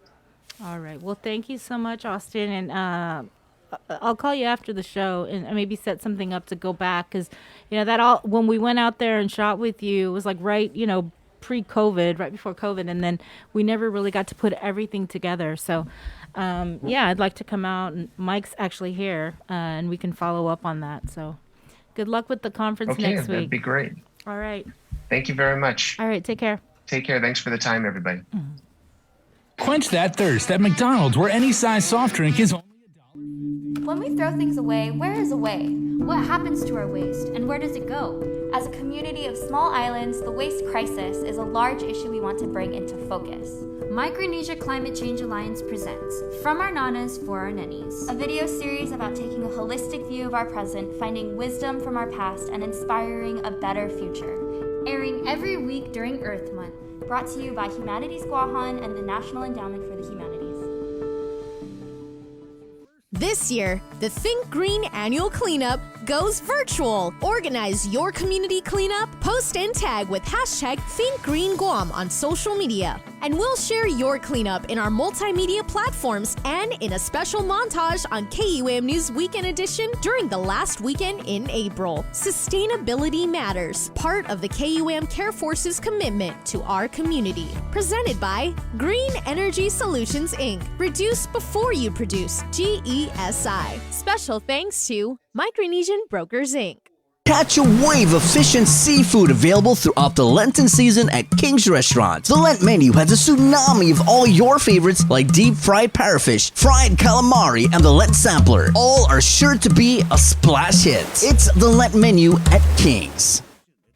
GU Self-Storage, conveniently located near the Harmon McDonald's. We offer affordable rates, online payments, and auto bill pay for your convenience. Plus gate access daily from 6 a.m. to 9 p.m. Call us today at 648-7867 for more information. Half a day. Does your child have a hearing loss? We are parents of deaf and hard of hearing children and volunteers with Guam's Positive Parents Together, and we are here for you. We know how you feel and have walked in your shoes. We want to help you navigate your way through our educational and medical systems, and most especially, your emotional journey. Please visit us at www.guamparents.org for more information. Get the job done the right way by getting the right stuff at East West Rental Center. With years of experience helping builders, we definitely got what you need. Call 646-1463 or visit us in Upper Tumon. Open Monday to Saturday from 7 a.m. to 5 p.m. and on Sundays from 8 a.m. to 5 p.m. Only one company on Guam provides every solar energy solution under one roof. Micronesia Renewable Energy. You want solar only? They got that. You want solar with batteries? They got that too. You want outright purchase or lease purchase? It's up to you. Does your solar system need a tune-up? That's what they do. For solar energy solutions from A to Z, you can count on MRE. Give them a call at 632-2613 for a free consultation. MRE, providing real solar solutions built by real solar experts. KUAM Communications salutes women small business entrepreneurs during Women's History Month with a special community feature, Women Driven. Every Monday in March, tune into KUAM News Primetime for a showcase of women entrepreneurs working in our community and the businesses they own and operate. Also catch the daily women-driven profiles, flooding the digital media platforms of KUAM News for professional features on many of these hardworking women. Celebrate Women's History Month with Women Driven on the multi-platforms of KUAM, presented by Cars Plus and Bank of Guam.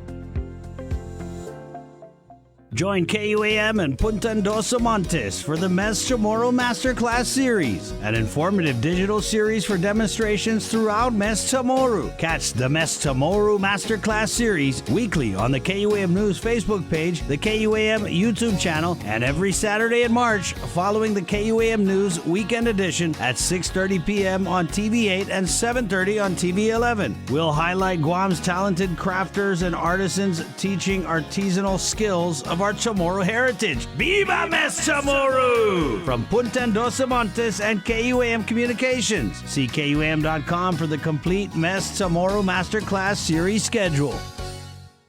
Swim on in for Ruby Tuesday Seafood Sensations and enjoy your favorites from the sea in perfect time for Lent. Get hooked on lobster mac and cheese, the salmon loco moco, or the deep sea pasta. There's a bounty waiting for you on the RT Seafood Sensations menu at Ruby Tuesday Guam. Uno Go, delivering meals from your favorite restaurants and more, including delivering sodas and adult beverages from the Bottle Shack. Visit uno-go.com or download the app today. Also follow them on Instagram and Facebook. The relationship between Guam and Manila, Philippines is undeniable as we share similar cultural traditions, history, and heritage, with generations of Filipinos calling Guam home. KUAM presents a monthly look at the capital city featuring in-depth and engaging interviews on everything from medical tourism to new business and government leaders. Veteran newscaster Nestor Lecanto delivers Beyond Our Borders. This special program is brought to you by the Bank of Guam and KFC.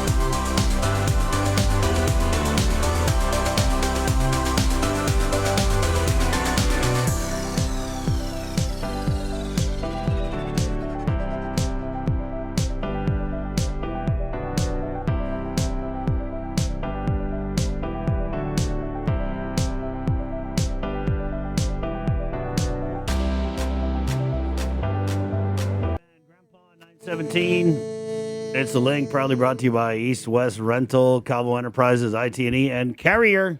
Morning, Sabrina. Good morning.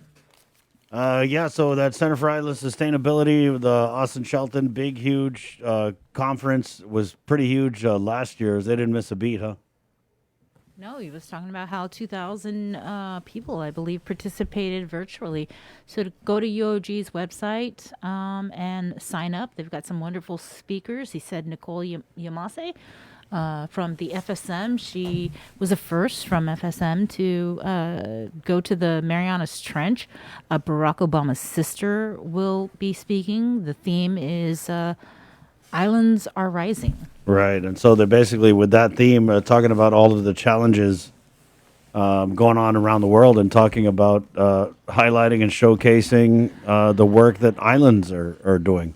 I thought it was interesting, the parallel he drew with the coronavirus and the safety of islands and what we're able to do to kind of, what a lot of islands are able to do in terms of sealing off their borders or whatever. 919.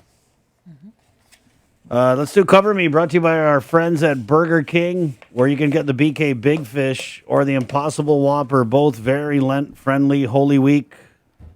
It's a go with Burger King. All right, you check out any of their locations, of course, Micronesia Mall, Hagåtña.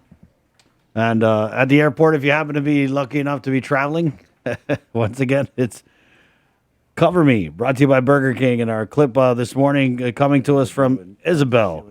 Again, brought to you by our friends at Burger King, where the BK Big Fish, good stuff, and the Impossible Whopper, vegan and Lent-friendly. Good morning. We miss you on your side of the bed. I still got your things here. They stare at me like souvenirs. I don't want to let you out my head. Just like the day that I met you, day I thought forever. You said that you love me, that'll last forever. It's cold outside, like when you walked down my life. Why did you walk on my life? 'Cause I get like this every time. On these days I feel like you and me, heartbreak anniversary. 'Cause I get like this every time. On these days I feel like you and me, heartbreak anniversary. Do you ever think of me?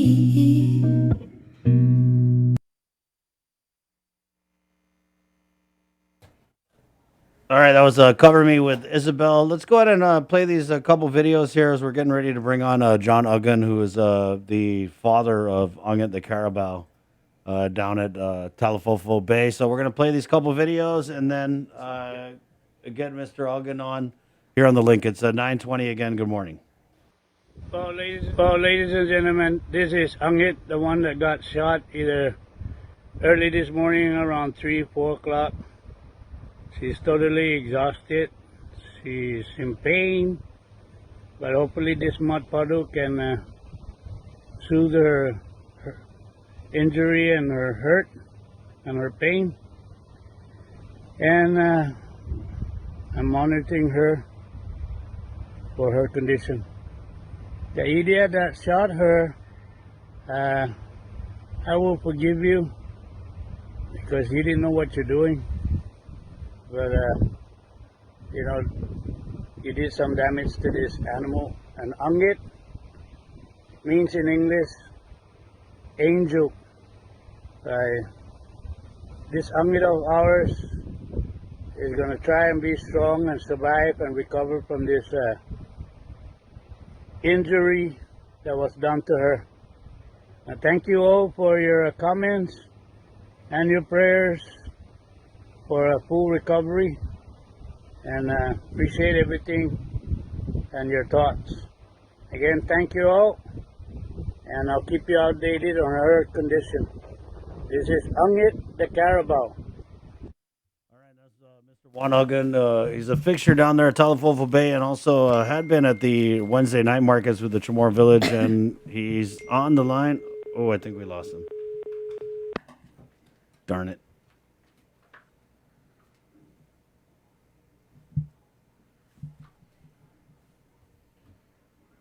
Stand by, guys. Okay. Mr. Hogan? Yeah. Okay, good morning.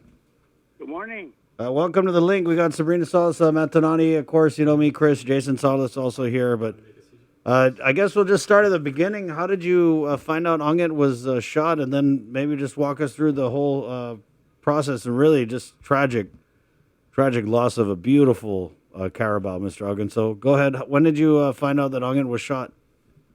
Yeah, but first of all, Chris, I'd like to give a shout out. Thank you to everyone that commented and their support and their blessing. You know, it's a big loss to not only to the business but to the family.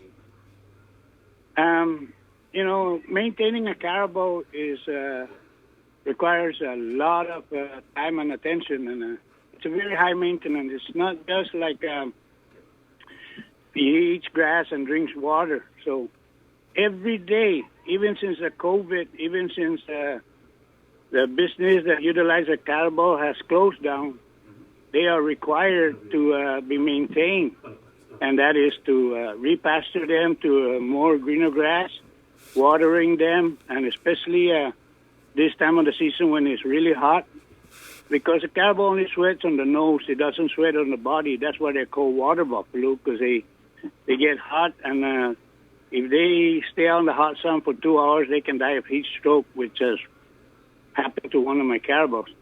But anyway, you know, we're there every day, checking them early in the morning and watering them twice a day due to this heat that we have this time.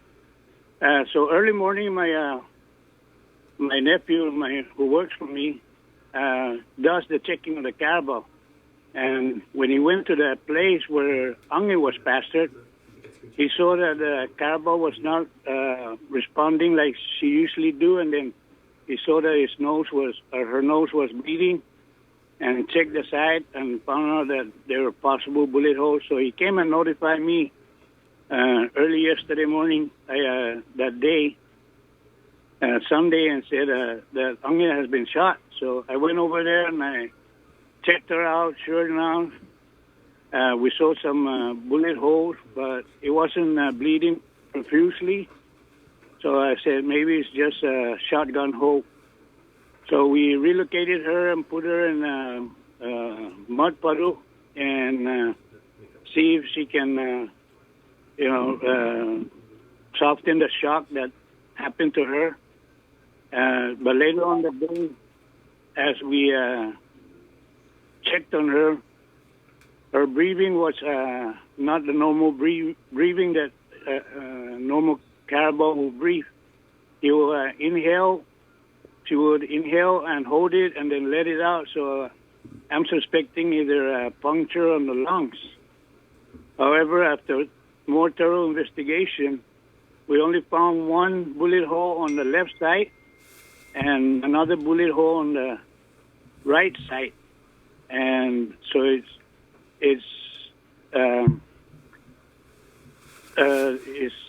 doesn't recognize like a 12-gauge shotgun buckshot bullet. It more represent a high-power rifle. Right. Like so it's a through and through. Right, it went right through. And later on that evening, around 8-something, I went to check her before I clock up for the night and found her. She has expired. Two of her, when we checking her out, we found out that the cause of her death was damaged liver caused by the bullet, and about 40% and about 20% of her lungs was damaged. So, she succumbed to that injury. How old was Angit? She's about 11, 12 years old. I obtained her about 4 years ago, the place where I pastor her, I've been pastoring her for the past 5 years, 3 to 4 years, almost 5 years this year, and nothing has really happened. So what I was expecting was that it was a nighttime poacher who doesn't know what he's doing, and when they see the dongat, like the eyes shining back from the light, he was a happy trigger and shot it, and later on when he recognized that it wasn't a deer, it was a caribou, he got lost. And, you know, with the cruelty to animal law that upgraded it from misdemeanor to felony, that individual right now is scared, and afraid. But I am not going after the individual. Maybe he's out there hunting for his family. All I want him to do is just come up and confess to me, and if he can pay some restitution for my loss, that'll be fine. But it's tragic, yes. But one thing about our upbringing as a Chamorro family is, try to forgive. We may not forgive, but try to forgive that individual, and because it wasn't that it was brutally done, but it happened, and that's all I'm asking for, is for the individual to just come out and at least say he's sorry. But that's it. I don't see that I had enemies and they went after my caribous to do some damage or harm to me, but it wasn't that way. What kind of life did Ungit lead, Mr. Uggan? Oh, she's very well liked. Actually, one of my niece had a birthday last week, Saturday, Thursday, somewhere that time frame, and she wrote Carabao, and she's one of the last to ever write her, and she was devastated hearing the news about her passing and of what happened to her. And she said, couldn't even stop crying, and said, I really appreciate your thoughts, your concern, and everything. And she has passed on a very unique experience, because if you see the picture of Ungit, she's one of the rare caribous that will have those spots ever since birth. So she's kind of spotted type caribou. And her name, Ungit, in English means angel. And she's one of our caribou that we use down at the valley, and with all the visitors that we had, that she provided a ride with and everything, was very appreciative of her providing that experience, and her gentleness and her beauty with those spots. Jason was saying that before the pandemic, we actually went down there, Mr. Uggan. I don't know if you remember, but I think we rode Ungit a couple of years ago. Yes, because she wasn't able to pull cart to do the caribou cart ride at PIC, and then she likes to pee a lot, so she won't. She kind of smell up the Chamorro Village, so her main station was down at the Valley of the Lati. And I've been doing this caribou ride business for almost 30 years now, and one of my business policy is that any one member of the family that's physically challenged, another word for handicap, the whole family who rides it free, and that's a business policy we kept up to this day. And yes, we all need money. Yes, I can use the $3 for the gas, but I prefer that the kids that ride any of my caribou, Doag, Lapti, or Ungit, they can ride it for free, and I prefer their smiling faces and the joy that they experience, priceless.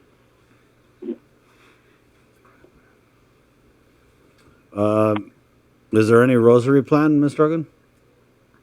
No, but a lot of people may think that, she's only a caribou, but to rest assure them, she's not only a caribou. She's a friend, She's a part of the family member that help provides, some income to support my family and especially my granddaughter, who I work for because she's my boss. And, she loves when she gets tipped down at the Valley of the Latte and say, okay, that's your tip. Go buy your ice cream and buy your drink. So, she's not just a Carabao. And we treat her like a member of the family, that we're responsible for her living, because my dad taught me one lesson about animals. He said that if you want to keep that animal, you better take care of it, because if you can't or don't want to take care of it, leave the animal alone. So any animals that we have, I have a dog, I have a cat, I have pigs, I have, and especially Carabao, we treat them like part of the family, because they are breathing, living things that deserve the respect, the care, and the emotion to be treated that way. Mr. Organ, what would you say is your favorite memory with Angit? Oh, when kids write them, they're kids that were hesitating on writing the Carabao because it's so big, so large, and they're kind of scared. But once they write it, there are kids that don't want to get off the Carabao. So those are the most memorable moments that I would cherish, is that the enjoyment, the fun, the experience, because it's a lifetime experience. Once you write a Carabao, you can never say you never wrote one. And, some of the comments that have come back in response to my Facebook page was that, they really loved her, they really appreciate, and they enjoyed, her providing that service of having people or guests write her, and they have come back 4 or 5 years ago saying, I wrote her 5 years ago, I wrote her 4 years ago, and those are the things that matters. I gotta say, my mom actually wrote on it, and it just popped up on my Facebook memories just a couple days ago. Wow. Yeah. The oldest Chamorro that wrote her was 87 years old, and the youngest one that wrote her was less than 1 year old, but the dad was with her. Mm. So, it does not differentiate any race, class, or color, or age. Well, the Lord works in mysterious ways, Sabrina. Yeah. And, to the people of Guam, thank you very much for your support. That's all we can say to you. Thank you for all the support, the comfort. And, it's, I even had a person says, can we do a GoFundMe? I said, yeah, but if it's for treatment, I can understand. But just because of the loss, he says, well, you need to find another Carabao to replace her. And I said, you're right, because untrained Carabao, if it's a male, it may cost you $900, $1,200. If it's a female, it may cost you $1,200 to $1,500. But for a trained Carabao like Angit, I will not release any of my Carabao that are trained like that, no less than $5,000. So, it's a business, and I support. Especially during this month of Miss Chamorro, I've done Naval Station, Anderson, Adventist school, other elementary school, and I got one scheduled to provide for Carabao rice for the kids down at EPAL for one of the school up in Dededo. So, especially Harvest Christian Academy, they're always booking me on a monthly basis for the kids, grade kinder to third grade, to experience that writing opportunity. Mr. Uggan, I wanted to switch gears a little bit and ask you about the reopening of tourism on May 1st. You're, I think, a great example of locals kind of like getting in on the tourism market, right? Like I always see you at the night market, obviously down there at Ladia the Valley. But just what are your thoughts on reopening the island to tourists on May 1st And how are you getting ready for that? Oh, I've been ready ever since it closed. It was a year ago when I did the last carnival ride up Anderson. And, yes, my business has lost money. And, thanks for the Peru and the stimulus.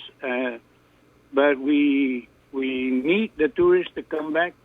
I have maintained my business like if I were a farmer planting the seed.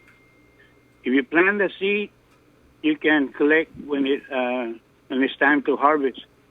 So, even with this pandemic, I have continued my business of maintaining it because they're live animals. The carabao is accepted in the Chamorro culture as an icon. It's been on the island since the 1600s. To be utilized for plowing. Is the largest split hoof animal on land. And when the tractors came to the island, they were kind of put aside from plowing the farm. So I utilized the carabao as the Chamorro icon for the Chamorro culture to provide our visiting guests. And I can't wait for the tourists to come back because a good 80% of my income that comes from this business is from the tourism economy that the island has. And, I can't wait. I'm just so happy that the governor has done something to say, hey, we need to start our tourism back, just like Hawaii is doing right now. Because if we don't plant the seed, the tourism is not going to come back. All right, Mr. Ogden. I guess lastly, what do you want to say to Onget's killer out there, this killer on the loose? Just come and meet me face to face, and we'll talk it out. We'll not press charges because it could be an accident or whatever. But just come out and avail himself to me, and so I can have some closure. Even murderers get forgiven. So, even this incident can be forgiven. And again, I'd just like to thank all the people in my, around the world, because I even got messages from Russia, from a friend that wrote Carabao. And, thank you for your thoughts. Thank you for your concern. And thank you for your support. They're greatly appreciated. Thank you, Mr. Ogden. All right, and thank you, KUM, for affording me this opportunity to speak out on behalf of Angit. Angit, you are loved. God bless you, Mr. Ogden. Thanks, Mr. All right, thank you, Chris. That's Thank that. you, Okay. Sabrina. All right, take care. Ah, He said his family. that is his family. The comments, people were just, in utter disbelief in Yep. comments. Murderers can be forgiven too. The words from Juan Ogden there. Message to the killer on the loose. Come and see me face to face. Yeah, he just wants closure. Yeah. Yeah, and it's interesting how Bree said that, like it popped up on Facebook that, you said your mom rode. Yeah. Yeah. My mom, when she came and visited, and her and my aunties, they went down to Valley of the Latin. It was the first time my mom had been down there, and the first time she had actually been on a carabao, and it popped up just like a couple days ago. Yeah, on Senor John's Facebook post that he made there, where just absolutely blew up. People were actually adding to the comments pictures of them when Angit would go like around the island, like village fiestas. You guys were talking about like when he just show up like in the most random of places, and Mr. Ogden would just say, "Hey kids, like have a carabao ride. This is something you have to do. It's like a rite of passage." He said, and his words exactly, he goes, "Once you've ridden a carabao, like it's a life-changing experience." It's a rite of passage. Yeah, exactly. But people were and you can see the Angit was much younger, all over the island. It's just this outpouring of love. 9:42. Let's switch gears a little bit and take you guys. We'll close out the show. Take you on a nice little hike with our friends at Harlem Hikes. Right? Yeah. And then Bree, We're also going to shoot another of these dirty politics today. This is a great segment that we're doing for Earth Month. So today we are heading out to Dededo, and we are going to be meeting up with Senator Clint Rogel, who hosted a cleanup with the FSM Association of Guam and the Chukis community of Guam pre-COVID. So it was in 2019, around this time, April 2019, they hosted a cleanup at Ukadu pipeline area. So we are heading back to that site today to see, how it looks now. And last week, we went to Jigo, where Muñeca and the Micronesia Climate Change Alliance. Right. They held a cleanup this morning. And so they got to see what we saw last week. And so last week, we were with Senator Sabina Perez, who's the oversight chair over Guam EPA. And we also spoke with Guam Environmental Protection Agency, who joined us on site. So we're going to be rolling out that series next week. Link on location on this show. Joe Nuggan-Charfus is also working on her 5-part series, highlighting some of the businesses and other people in the community that are thinking green, and also with MCCA. They're also partnering with KUAM. We're going to be rolling out some of the segments that they've been working on regarding sustainability and things like that. A lot of comments here. Zach Timinglow writes in, condolences to you, John. Live on it. Mm-hmm. F. Glenn, just breaks my heart hearing this news. So sorry, Mr. Uggan. Yeah. Rosemary LaGuatna, you truly have a good heart, Mr. Uggan. Glenn again continues, not many people raise livestock these days, most especially our beloved carabao. True. But if you take a southern stroll, you see a lot of carabao down there. And there is a connection between, the animal and its handler. And, you can't even say it like that. An imprinting. It is a family member. Yeah. The carabao is such an iconic animal of our Chamorro culture. Mika Maria writes, please do a GoFundMe. Fran Castro, this is such a heartbreaking story. Sorry for the loss of Anghit. And so again, to the killer out there, Mr. Uggan's just asking that you show yourself to closure. I know, you never, when a guy from the South says, come and face me face to face, it usually doesn't end well, but I think he sounds very sincere about not pressing charges and getting that closure. 9:45, like I said, let's go take a hike here in a positive way with our friends at Harlem Hikes. You ready? Mm-hmm. Okay, it's 9:44 right here on the link. Good morning.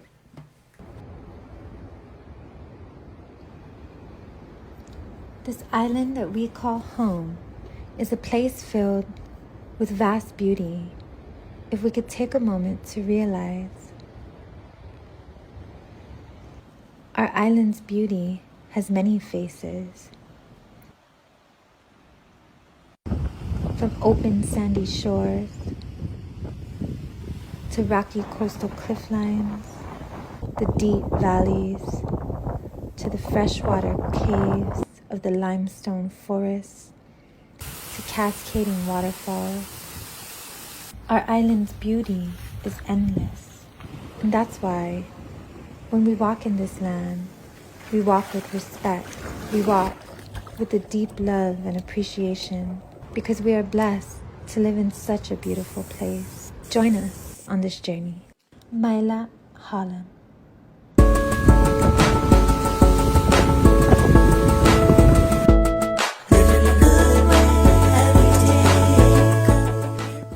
Half a Day told us, welcome to episode 2 of our Harlem Hike series. Today's destination is Isengsung Paget. Paget is yet another Lati site of Guahan, located in the village of Mingilao, which can be an invaluable learning tool for those of you who have the desire to understand the language of the land and the lives of our ancestors who once called this place home. At one point, it was the location proposed by the military to build a new marine firing range, but because of sufficient backlash from the community, the range was relocated. The word Paget means to counsel or advise. So as we make our way on this journey, let us think about how and what this place can teach us about our past and ways we can incorporate them into our lives today and onward. You can get to Paget by taking back road to Anderson from the intersection of the Mingilao Church, then head towards Anderson Air Force Base until you see the trailhead on your right. The trailhead can be easy to miss, but look for the sign that reads Isengsung Paget with some boulders under it. If you come across Guam Adventures or Drigo Racetrack, it's time to bust a U and start looking left, Chelu.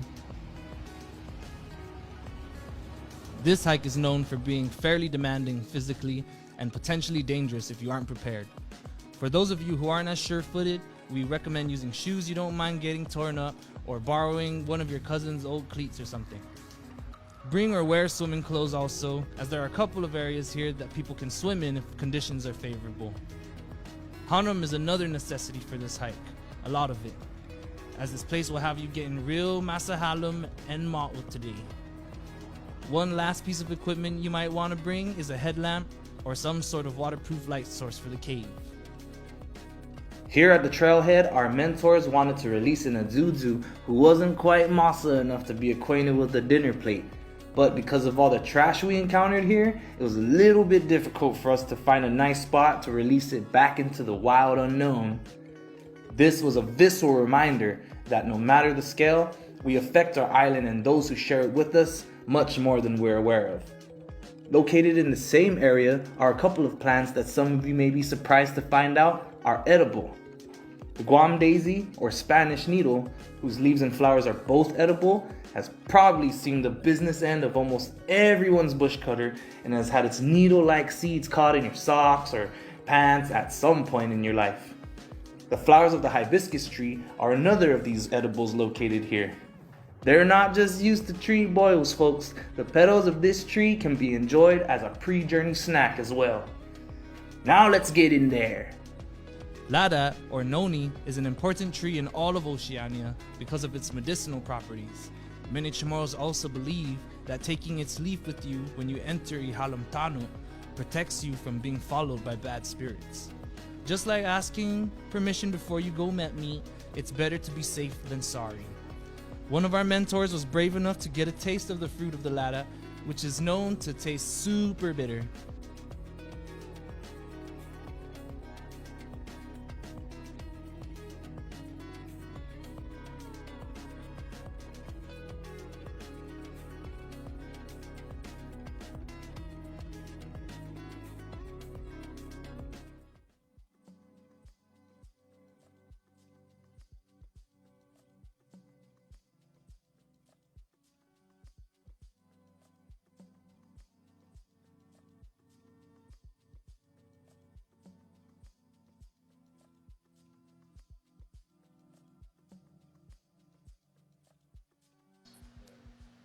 Eventually, you'll get to the descending path to the caves. This is where the gloves come on for those of you who need them. Dirt gives way to sharp limestone and exposed roots, so be sure to take each step cautiously. The path down is tagged with various hike markers to help guide you down, so look up every now and then to orient yourself. You'd be surprised how easy it is to get lost in here, even with the markers. Though the ground here may be a little crazy, the various trees and plant life that thrive in this limestone forest provide a great canopy to shade you on this journey. Place home include paipai, which is endemic to Guam, meaning it's only found here, and ifit, an extremely valuable but slow-growing resource and the official tree of Guahan. An environmental biologist could do entire lessons on just the trees that grow here and their significance to us and each other. There are some ropes tied to some of the trees, which will help you in both going down and coming up. Be careful of rope burn though, looking at you non-glove wearers. After descending for a while, you'll finally get to Paget Cave, which is now clearly identifiable with signs. This is one of the features of Paget that attracts visitors. Break out your flashlights and or headlamps. The entrance to the cave is super palaxy, so be careful and help each other down to the water.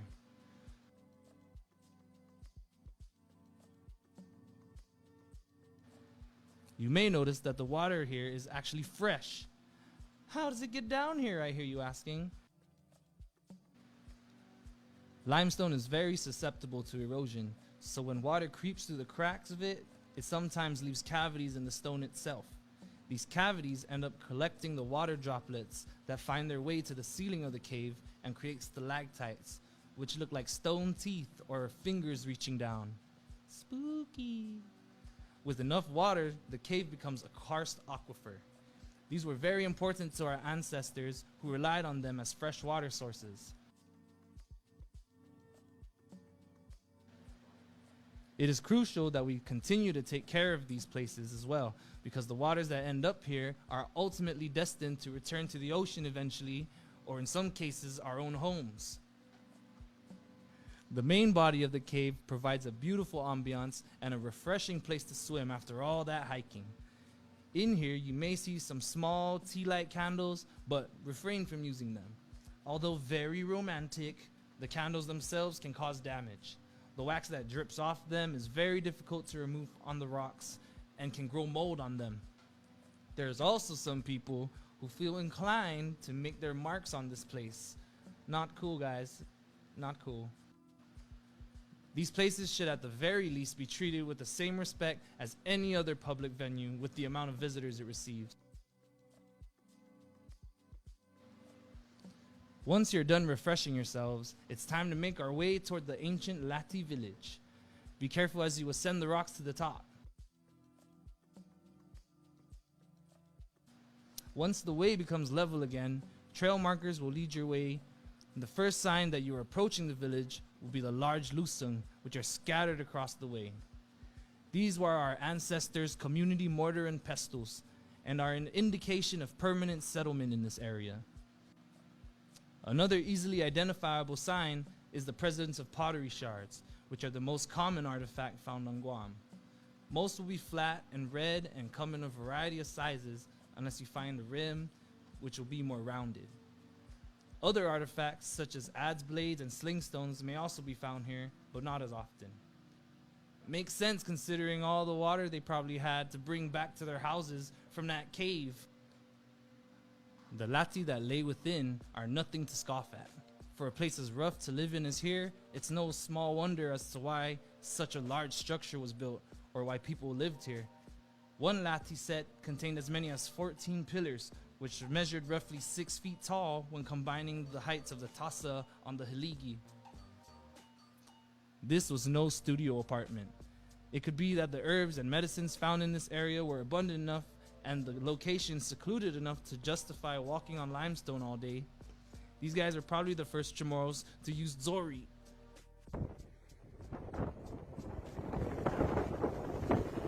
As you make your way through the village, you'll be led out toward the cliffside by more markers. It's here that Itasi makes its presence known.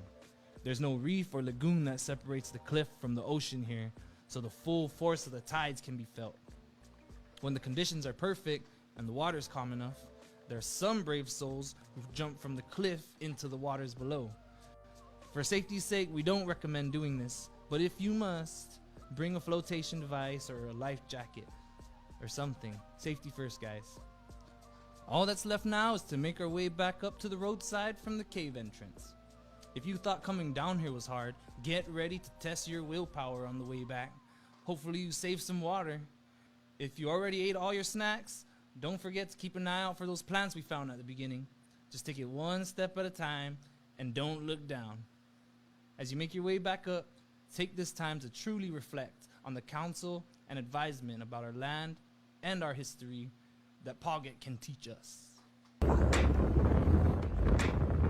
Our island is our inheritance.